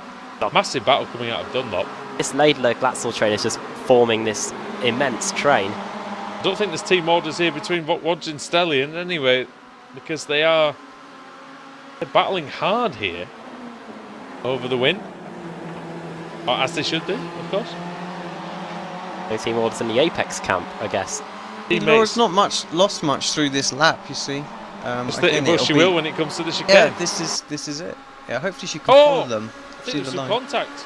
Here comes Cheppy, round the outside. Oh, you can't overtake there, can you? He's going to try. Get in the way. Trying his best at what's... Oh! All over the place, Chepelevsky. And Bond up the inside. Hold on, Laura. Sees the opportunity. And Says, that was, "Thanks, a lads." good that was a good chicane from Bond. Took advantage of it. And Hall come in as well now. He's really on the back of Cheppy. 3 laps to go. Here comes Cheppy to the inside. Hall being on the brakes early. Because he knows what's gonna happen. Chepelevsky's out of control, is he? No. It's all right. Wow. Oh, Yeah, I thought that was going to be a quarter panel as well. very close. Oh, goodness If me. Alex, it's if all- Alex was up there, that would be it's- strategy, wouldn't it? It's happened. Oh, I don't nailed it. Laidler. Oh, and no, not Laidler. It's the other Apex car. It's not Laidler, Blackhall and it's- it's Richard Gore. It's Gore. Gore and Blackhall then into... Where did Sutton come from? Wow. Oh, that was a mess, wasn't it? So the 51 car of Everett and Gore get washed out Gore wide. missed his braking point, Adam. He smashed Everett. And then Johnston hits Sutton. Sutton hits Gore. Gore hits everyone. And, it's Gore's fault, that. Oh, and Blackhall gets sent. Yeah. He was steaming into the corner. He had no control. smashes the Fanatec car. And then, yeah, Sutton meeting the Sandwich and a few others. I think Sutton's disqualified, is he? No, he's still going. He's not. Oh, no, he's not. Well, he's not disqualified, but he's... he's had to tow the car. He's had to tow it, yeah. Mark Johnston is somehow carrying on. The car is crabbing, I think. Well, you're hardly surprised. I think you're right. He's still in the top 10. Mark Johnston's been great to watch tonight. He's decided to come back to the series and give it everything. Oh, it's been a lot of fun. I think I love the way he's defending as well, with the car crabbing all over the place. Like, no. Car sliding around the back end of the Kia, absolutely wrangled. Dancing around, wrangling. He's trying to wrangle the car. He's just about doing it. Wojciech Svidovic leading then. Dan Kraft. No, it wasn't Dan Kraft. Smolenski. Stationary. Off. What happened to him? Oh my goodness me. Still watching Johnston carry on. Oh, he's across the gravel. Oh, it happened. Into the wall. That's a real problem. And that's and he's disqualified Alex Everett, which is another Fanatec car down the drain. And he made what was a terrible rejoin, but it was actually a really good rejoin in the end. Not one that you should try at home, ladies and gentlemen. See that at the Blancpain in September, then I think we better be worried. Robert Graham's having a cracking battle with a fellow Scot, Nicole Foggy. Oh, oh no! He's just hit Lee Berridge. Lee Berridge, who was in 19th with the kaleidoscope of colours on the top of the car. He's just kaleidoscoped with Berridge. Sorry, Lee. But I mean, Berridge was dawdling into the first corner. He's going to get hit by many others, I think, at this rate. Kip Stevens right behind him. Stevens isn't immune to hitting some people. Wodge and Stellion are still pretty close together. I think Stellion's got the pace on Wodge here, Alex. Yeah, he's closed him back down, hasn't he? So, not sure he'll try anything with Hall so close. He won't want to get.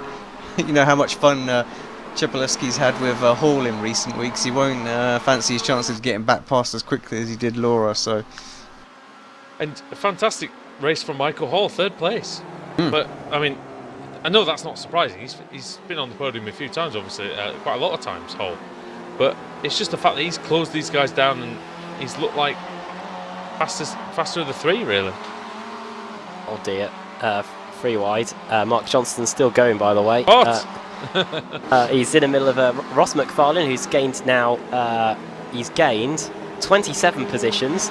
It's just ahead of Mark Johnston. In fact, the Northern Lights Racing team have gained a ton of them. Nicole Foggy is just not far down the road. Has gained 30 positions. Fantastic from Foggy. And the white flag is out for Wojciech Svidovic. He's just got 1 lap to go.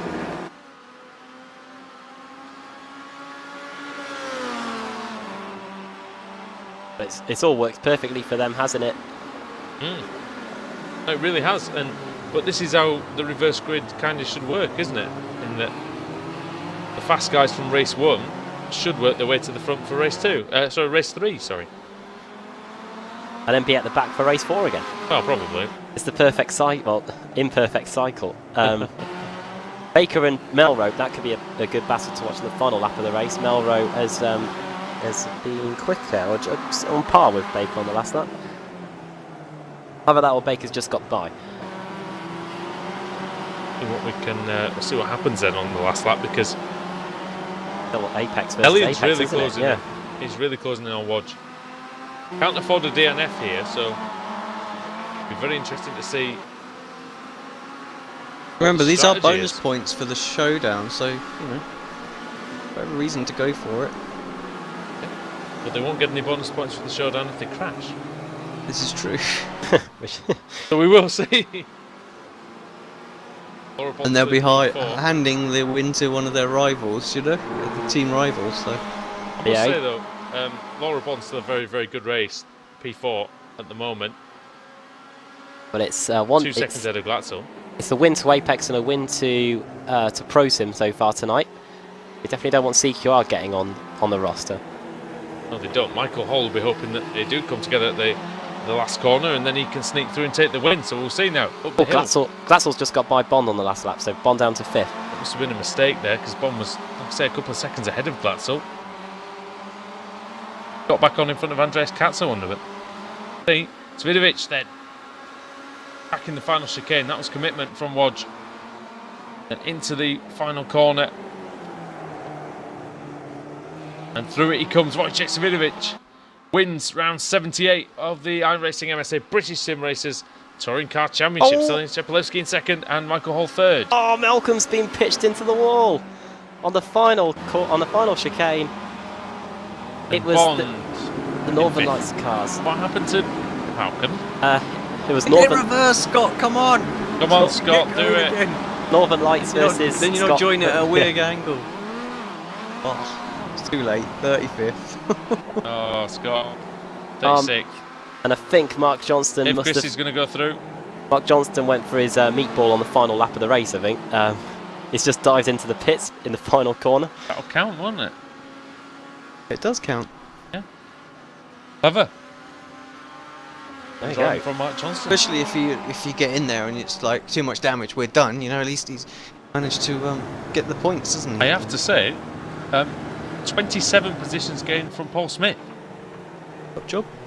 Very good job. 19th in the end, and the Yorkshireman will go at least into a reasonable reverse grid position. Bad for a commentator.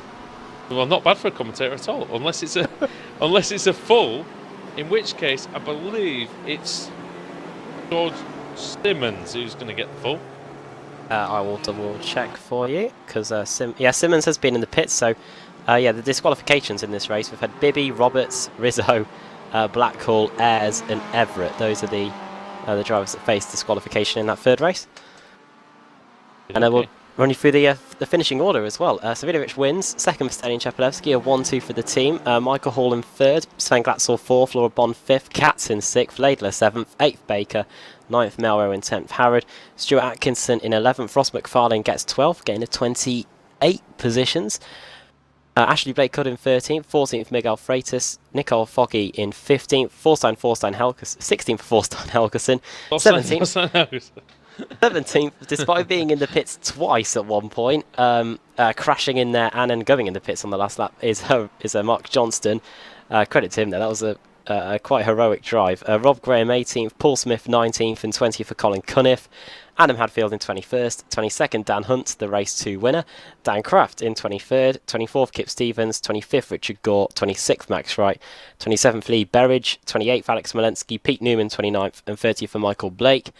31st for Lorne Murray, 32nd for Ben Hackerson, Andrew Whitehead in 33rd, Mark Woodhouse 34th, Scott Malcolm 35th after getting turned on the penultimate corner. Ahead of Dave Christie, his Automet colleague in 36th. With Verke 37th, Nathan Davis in 38th, the last car on the lead lap. And then Jamie Ayres 1 lap down. He was disqualified. John Roberts also disqualified. George Simmons wasn't, so he'll be the car eligible so if we get a full. Ash Sutton 2 laps down. Alex Everett 3 laps down. Jake Blackhall 3 laps down as well as Lewis Bibby. Stephen Baxter, the second of the Fanatec cars that were out of the race. Martin Front, we saw what happened there. Rizzo 6 laps down. Janowski also 6 laps down. And Josh Thompson, the third of the Fanatec cars that didn't finish the race. Wow, well done, mate. 50 car grid, not easy to go through. And Alex is the man who's going to find out whereabouts in that 50 car grid the reverse grid pole is going to land. Here we go then, final time of the night. All been pretty reasonable, haven't they, the reverse grid so far? What we're going to get now, be another large one. Yeah, 38th place it's going to be. 38 is Nathan Davis. He's on the pole for race 4. Verke 2nd, Christie 3rd, Malcolm 4th, Mark Woodhouse 5th. So that crash for Malcolm, a bit of a blessing in disguise. Yeah, he's going to be starting in 4th position. And Nathan Davis, I don't think we mentioned him all night. And yeah, but reverse grid pole. So we'll see how he does when we come back after the break here on Apex Racing TV and iRacing Live.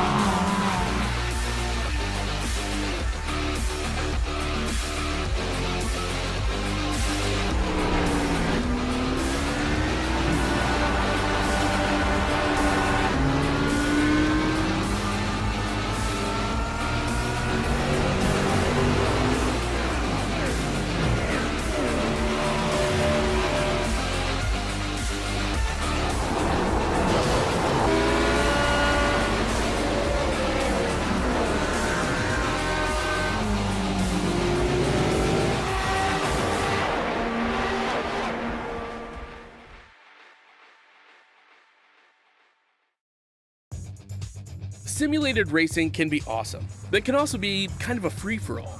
Interestingly, auto racing faced the same problem in its earlier days. Whether it was on the back roads, the beaches, or the city streets, the racing was fun. But there was always a certain level of chaos and danger, until some folks came along and put some order to all of this. Stuff like official racetracks, regulations about weight and equipment, and enforcement of standards. That's what gave us high-speed excitement, fast-paced action, and photo finishes. That's when racing became racing. The guys over at iRacing.com have made the same transformation in the world of sim racing. Sure, they've got the most accurate tracks and realistic cars out there, but that's just the start. See, iRacing analyzes the performance and results of each driver in every race, so you can be sure you're always placed in races where the competition will be tight, and that those reckless drivers who ruin it for us all are kept in the pits. Not to mention that with over 45,000 active members already in their vast community, you can find races day and night, so you can always get in on the action. You can even join a league of your favorite series. And since updates are always automatic, you don't have to worry about software and can focus on the track. Zip up your fire suit and check out iRacing.com.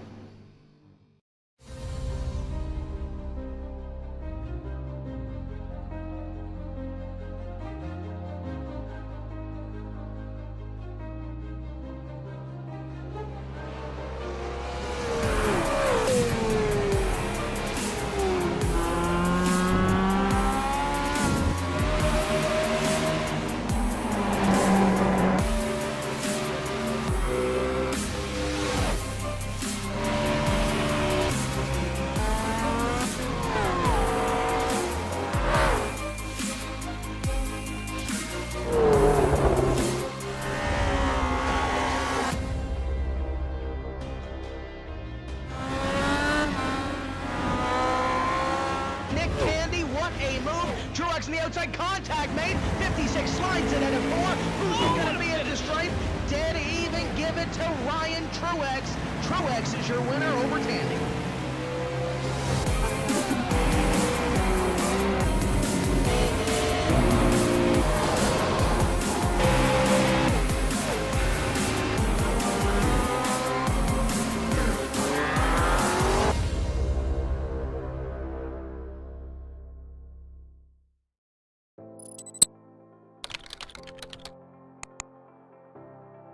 iRacing.com is a sim racing game that combines a true-to-life racing experience with an online community of virtual racers from all over the globe.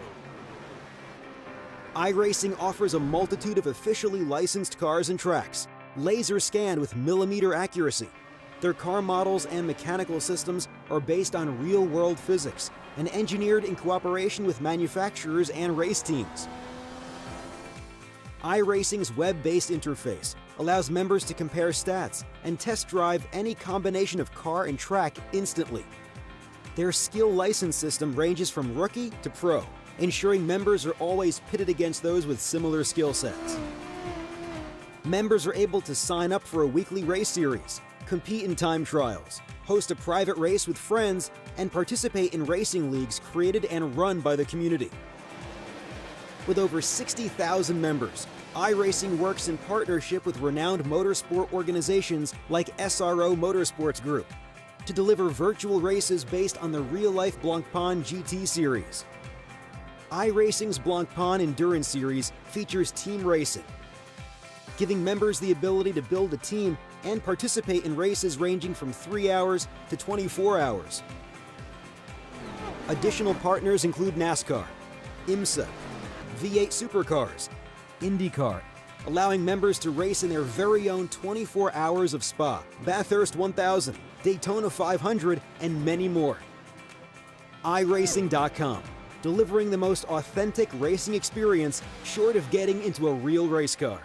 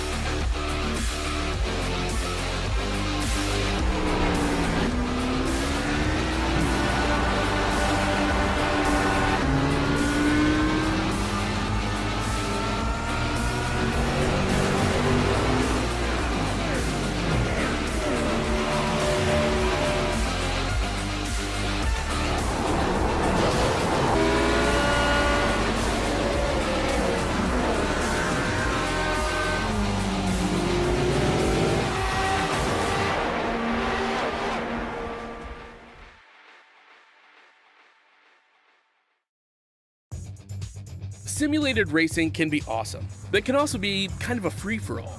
Interestingly, auto racing faced the same problem in its earlier days. Whether it was on the back roads, the beaches, or the city streets, the racing was fun. But there was always a certain level of chaos and danger, until some folks came along and put some order to all of this. Stuff like official racetracks, regulations about weight and equipment, and enforcement of standards. That's what gave us high-speed excitement, fast-paced action, and photo finishes. That's when racing became racing. The guys over at iRacing.com have made the same transformation in the world of sim racing. Sure, they've got the most accurate tracks and realistic cars out there, but that's just the start.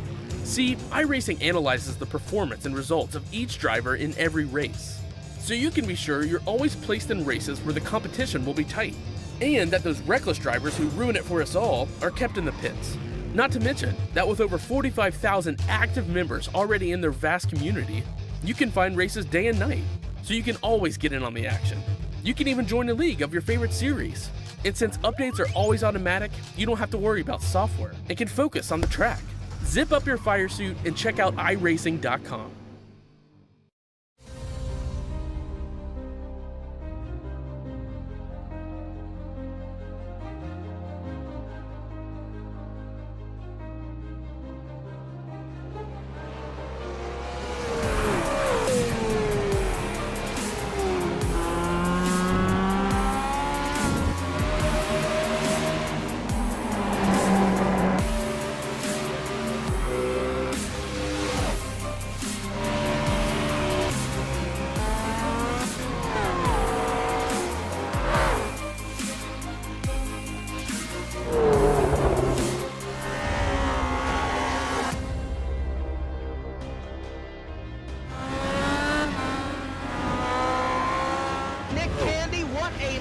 Truex in the outside, contact made. 56 slides it into 4. Who's going to be into stripe? Dead even, give it to Ryan Truex. Truex is your winner over Tandy.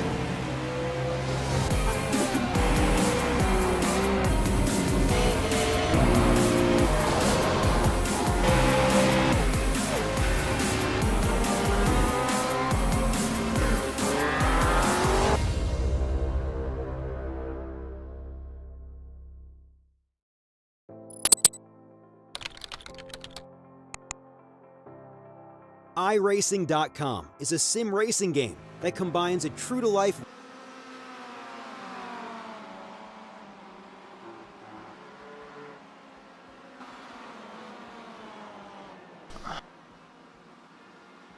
Welcome back to the Nurburgring for the final time tonight in the BSRTC. Last race of the evening, another 8 laps around this historic circuit. Andrew Woodhouse, Alex Simpson and Adam Bath with you. Adam, the overcast conditions are back again, unsurprisingly, and this strange global warming situation has just, taken hold again. We're back down now to 19 degrees. I sense that somebody's having a little bit of creative control out there, should I say? Yeah, the gods of above us are just like, no, we're not letting you have any sun at all. We're just going to throw the clouds back over you. Yeah, 19 degrees. The track temperature has plummeted 30 in the space of how long were we away on a commercial break? About 15 minutes. Yep. That's how quickly things can change at the Nurburgring. It's almost like being at Spa as we go 3 wide in the warm-up session. But yeah, race 4. It's been a pretty chaotic evening, to say the least, with various incidents and big crashes. Race 4, usually the chaotic of the 4. Yeah, this should be interesting. Hold on to your seats, folks. Hold on to your seats, your hats. And possibly your woolly jumpers as well, Alex. I don't know, it might be quite chilly out there. Well, it certainly was cold when we were there, that was for sure. It bloody was. It was cold, it was foggy, it was windy. So what the hell were we doing out there? I have no idea, but it was great. Honestly. It was great. Somehow we're going back there. So great. At least I know what to pack. Hopefully the German weather will hold up a little bit more. Nathan Davies will be hoping that his pole position holds up pretty well as well. He's ahead of Roy Verke. Dave Christie in 3rd, Scott Malcolm 4th, Mark Woodhouse 5th, Andrew White 6th, Ben Haxton 7th, Law Murray 8th, Michael Blake 9th, and Pete Newman in 10th. Adam, who's your money on for this one, do you think? It's quite a strong I'll say Hackerson. He always does well in race 4. He does, if he his connection will A bit of invincibility, but here we go. Green, green, green. Green light is on.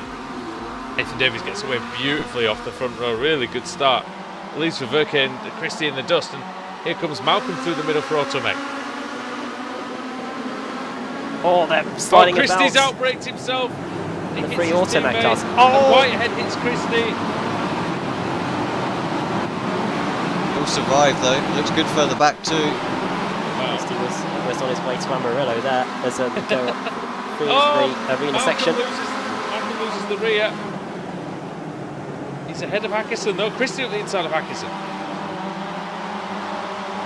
We were talking to Paul Smith during the break. There's so many lines he takes through that corner. That's why there's so much contact there, and we nearly had it again as they go into the forward curve.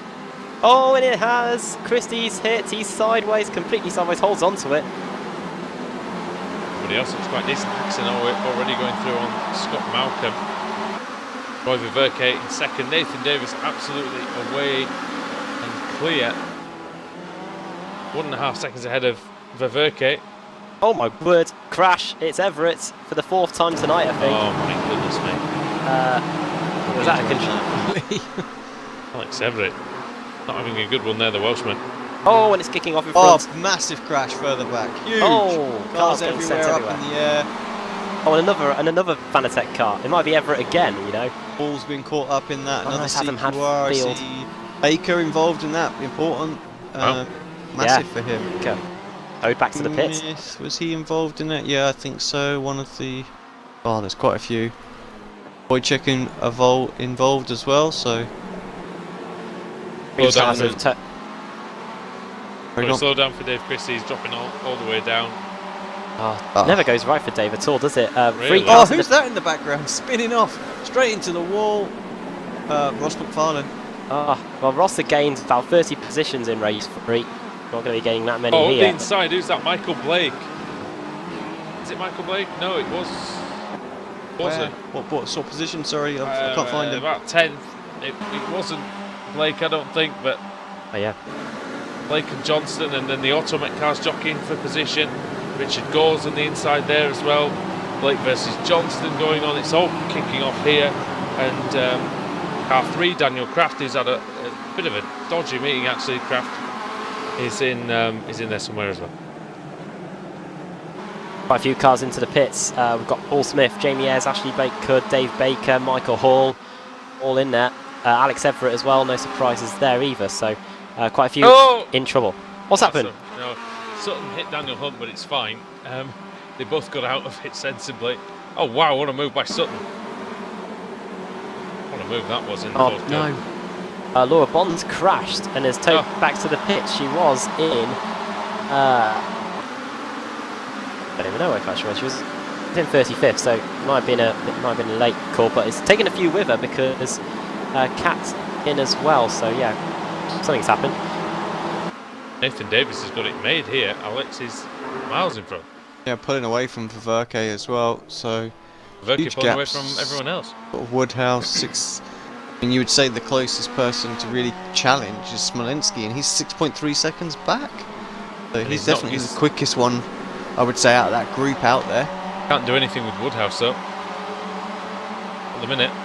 And Mark's proven himself, hasn't he, in the most sort of recent weeks to be very quick as well. Mark's doing really well. We had some good battles in the Kia Club Series a couple of seasons ago, and he's definitely proven that he could be a contender in the future. Smolenski darting to the inside, then darting back to the racing line as they go for the Coca-Cola curve. Gets a tighter line, the Pro Sim car, and it has been quick in a straight line today. How's it going to match up against the GT Omega Team Mad car? Fairly very close to Whitehead as well. Maybe a move going on there. It is indeed side by side going into turn 1. Richard very late on the brakes again. Rear end looking like it's out of shape. Gets the move done. What happened there between Woodhouse? Smolenski might have hit Woodhouse. Smolenski moved him out of the way, quite literally, going into that first corner. Just nudges. Is this going to be this GIF though? You know, is the an overtake, a punt? You know, which one is this? Well, it could be about to kick off even more. Smolenski and Newman were coming to blows on the exit of the arena section, and it's not over. Oh, I thought it's going to go into the back of him there into the front curve. Okay, so so- might be gesturing like Kevin Magnussen at the end of this race. I've just had a look at that replay. That would definitely fall as an overtake, yeah. But in my mind, that's Okay. a punt. No, that was a punt. It was an accidental punt, but a Yeah. punt nonetheless. Yeah. I did laugh at that gif because it's absolute nonsense. If anyone else agreed with that, well, you're an idiot. You'll have to show me that after. Oh, yeah. I haven't seen that yet, actually. Someone who is flying through the field. You can guess who it is. Into an A, and it's not Alex Simpson. It's Ash Sutton. Hey, yes. Jinx already. Hey, yes. 25 already. Jeez, how does he do it each week? But then not end up at the front. That's Yeah, the crazy. he always gets. Well, you know what? He's got a clean car today, so he's No, only, he hasn't. he's only hit one person. Oh no, I'm looking at the wrong car. I'm looking at Dan Kraft. Bancroft definitely doesn't have a clean car. Yeah, Ash Sutton in 17th place. He's just a bit further down the road. He's in quite a bit of clear out actually. Hasn't Considering really made any Pretty headway on easy. this lap, though. But Hackerson versus the Verke. Verke, yes.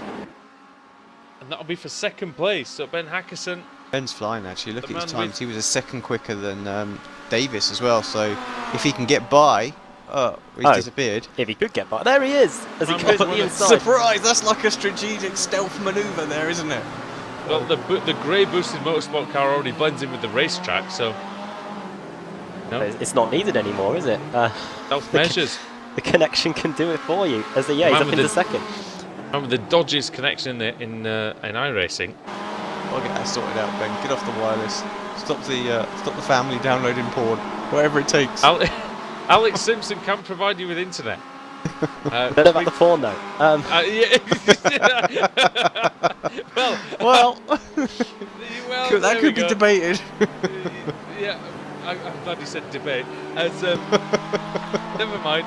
As Woodhouse versus. Goodness me! Oh no, Woodhouse has hit someone, and oh well, that's been said. All before. smoke everywhere. Oh, everywhere. Oh no, Michael Blake's gone piling into the scene, Oh. and he's on the grass. What on earth is Green going car. on here? Sutton is sliding the car around. Absolute madman. Now he's here. Oh, Whitehead and this hits is the 49. That is Max Max Wright. who's dropped down several positions on this lap. And Sutton through into 13th place. On Dan Kraft's in front, a handful. He's trying to get past Woodhouse, and he does. He is, yes. And who's that next Foggy. to him? That's Foggy, Yeah, isn't it? Trying to get round as well. It's going to have to go the long way around. That's Foggy, and it's no longer, but he is on the outside of Woodhouse. Sorry, yeah. Sutton also wheel-to-wheel right, so two different Scottish teams having to fend off attacks. Come through. Had a good weekend, of course, at Knockhill was very fast there. Knockhill on iRacing, be interesting in the Kia. We lost Josh Thompson. Oh, what? Yeah, I think Oh, he could be disqualified. Yeah. Never mind. Gore versus Walensky into the hairpin. Oh, hello, they're out of control. It's Johnston in the Johnston background. loves sliding the car around. It's great to watch.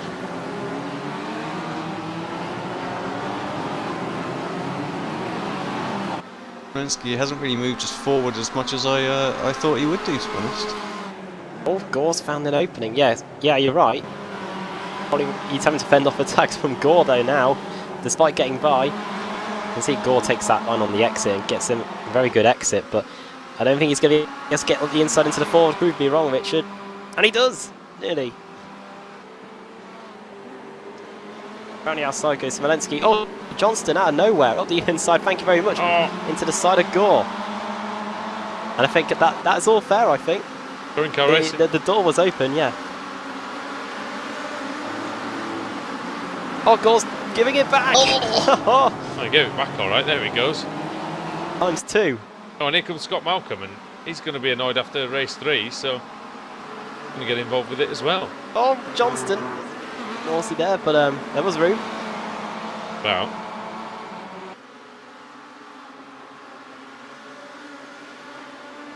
Well, look then. Davis leads by 2.8 seconds. That's fairly comfortable at the minute. It is coming down by, in fact, on that lap he gained 4 tenths. Yeah, last lap he was actually a little bit quicker. I think that was when Hackerson got past though, wasn't it? So might be alright. It's going to be close, I think, at the end. Ben is quick. Pete Newman doesn't look like he's got a lot of pace out there, but it's enough for fourth. At the minute, a good second and a half actually slower than the leaders. I wonder if he made a mistake, because that's not like Pete to be that slow on a single lap. Let's see what he does this time round. 2:02.4, so still 1 second slower than pretty much well, 3/4 of a second slower than Davies and Hackerson. Yeah, Picked by Hackerson, almost got Verke back in that. Here comes Sutton. Oh, and here comes the Northern Lights racing car. Foggy up the inside of Kraft. Sutton around the outside. Pretty wide here. What's Sutton going to do here? Stuff it up the inside of his teammate. Yeah. Sutton through into 9th now. Oh, Foggy's trying to cut back on Kraft. This could... Foggy's going around the outside. Fantastic skill here by Foggy and Kraft. All kicking off just further up the road. Gore and Johnston. Yeah. And this is going to cause another bottleneck here. All the cars. They've already had at each other a couple of times, haven't they? So Sutton. Oh, dear. Yeah, almost 2 wheels on the grass there. Gives the Automet car the space. Into the Dunlop curve. Sutton sliding the car about, under braking. He's through. Kraft tries to follow him through as well. We haven't seen Sutton have a charge like this through the field in quite some time, because he's not been able to make it without getting disqualified or having a pit lane start. Right, yeah, definitely. He's had some good races at the front. Yeah. When he started at the front, but that's about it. Yeah, race 4 at Donington last week springs to mind. As at the inside goes Kraft. It was good to be back at Donington Park, I must admit. Last week in the BSRTC. Thought we might not go there at any point this season. Oh, Foggy gets such a good run, but can't take advantage of it. Malcolm, no, he can't. He's there. Alongside. Woodhouse is there too. Kraft as well, mate. Automech versus Northern Lights Racing, the two started it, and Woodhouse tries, but to no avail. And in the final corner, has a little look.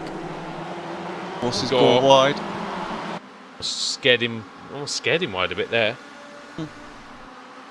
Ash, I have to say, Ash very much reminds me of Senna in the kind of, I'm going to put my car here, if you turn in, we crash. You know? That's kind of how he drives, you know? But he's committed, and I always say that if you make a move... Of course, if anyone goes, well, no, I'm just going to take my line, I've got the thing, then he's seen as the enemy, isn't he, or the victim kind of thing. So yeah, I mean, or the guilty party. Sorry, that's what I'm after.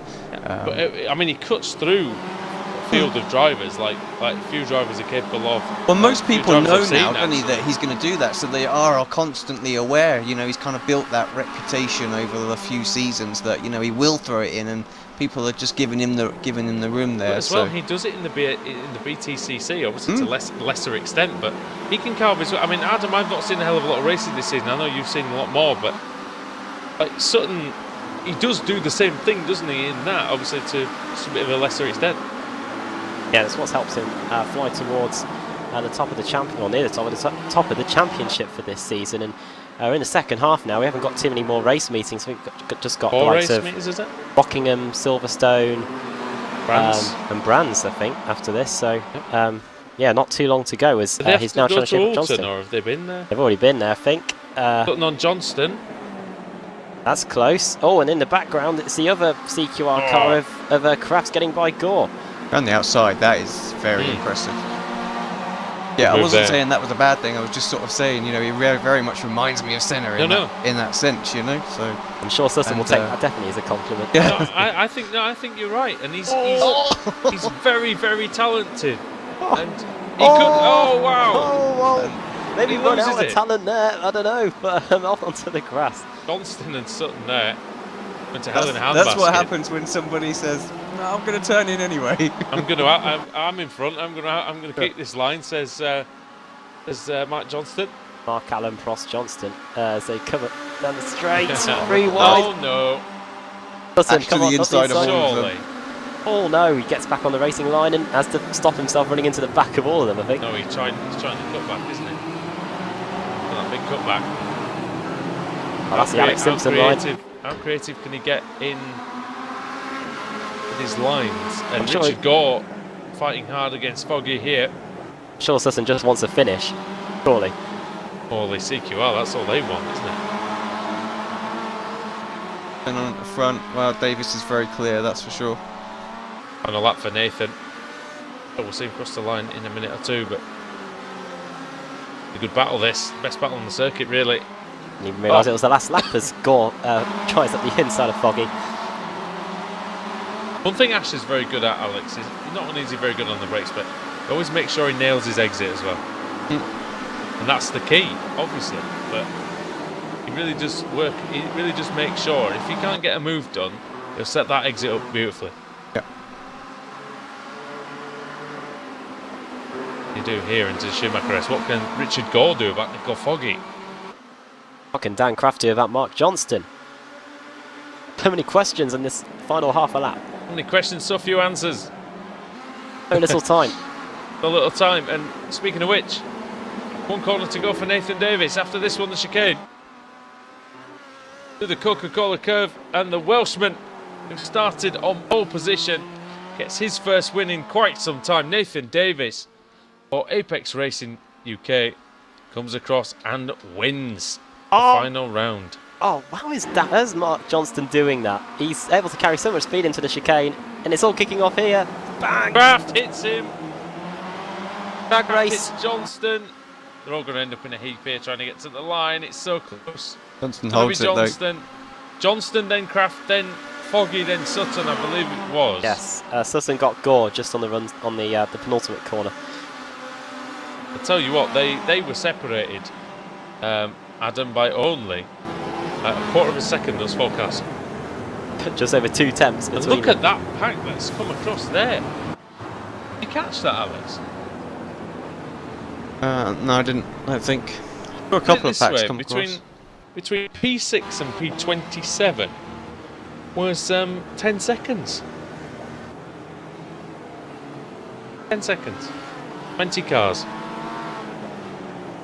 It's fantastic. Ethan's jumped off of the track already, but I did chuckle. Obviously, party to some of their little chat behind the scenes, Facebook, and yeah, he might have been moaning like a little girl this week that he's not been quick enough, and there he goes and wins race 4. Yeah. So and It's he always wins the way, it isn't easily. it? And he wins it easily against a fast driver in Ben Hackerson. So you know what, Adam? If you can run the results through, and then I think it's time for us to leave. Oh yeah, it's nearly coming up to 11 o'clock. Where's the time gone? Nathan Davis takes the win. Hackerson second. Roy Ververke third. 3 wins for Apex tonight out of the 4 races. So Alex to my left or to my right, whatever, is going to be very happy with that. 4th for Alex Valensky, 5th for Pete Newman, 6th Mark Johnston, 7th for Dan Kraft, 8th for Nicole Foggy. Ash Sutton gets a finish and it's 9th. 10th for Richard Gore, 11th for Scott Malcolm, 12th for Max Wright, 13th for Mark Woodhouse, Andrew Whitehead in 14th place. That's a solid finish, I think, for Andrew. Colin Cunningham 15th, Stelian Chepelevsky 16th after starting in 37th. That was a good comeback through the field from him. 21 positions gained. Sven Glatzel in 17th, 18th for Michael Blake, 19th for Lord Murray, and 20 for Diogo Melro. I think he probably wanted a win tonight, especially after the good qualifying for race 1. The 2-time Club Series champion. Stephen Baxter, 24 positions gained to 21st. Pete Harrod in 22nd. Dan Hunt, 23rd, the race 2 winner. Thorstein Helgeson in 24th. Miguel Freitas, 25th. Rob Graham, 26th. 27th for Wojciech Svidovic. 2 wins for him tonight. Rusty Laidler, 28th. Julian Janowski, 29th. 30th for Stuart Atkinson.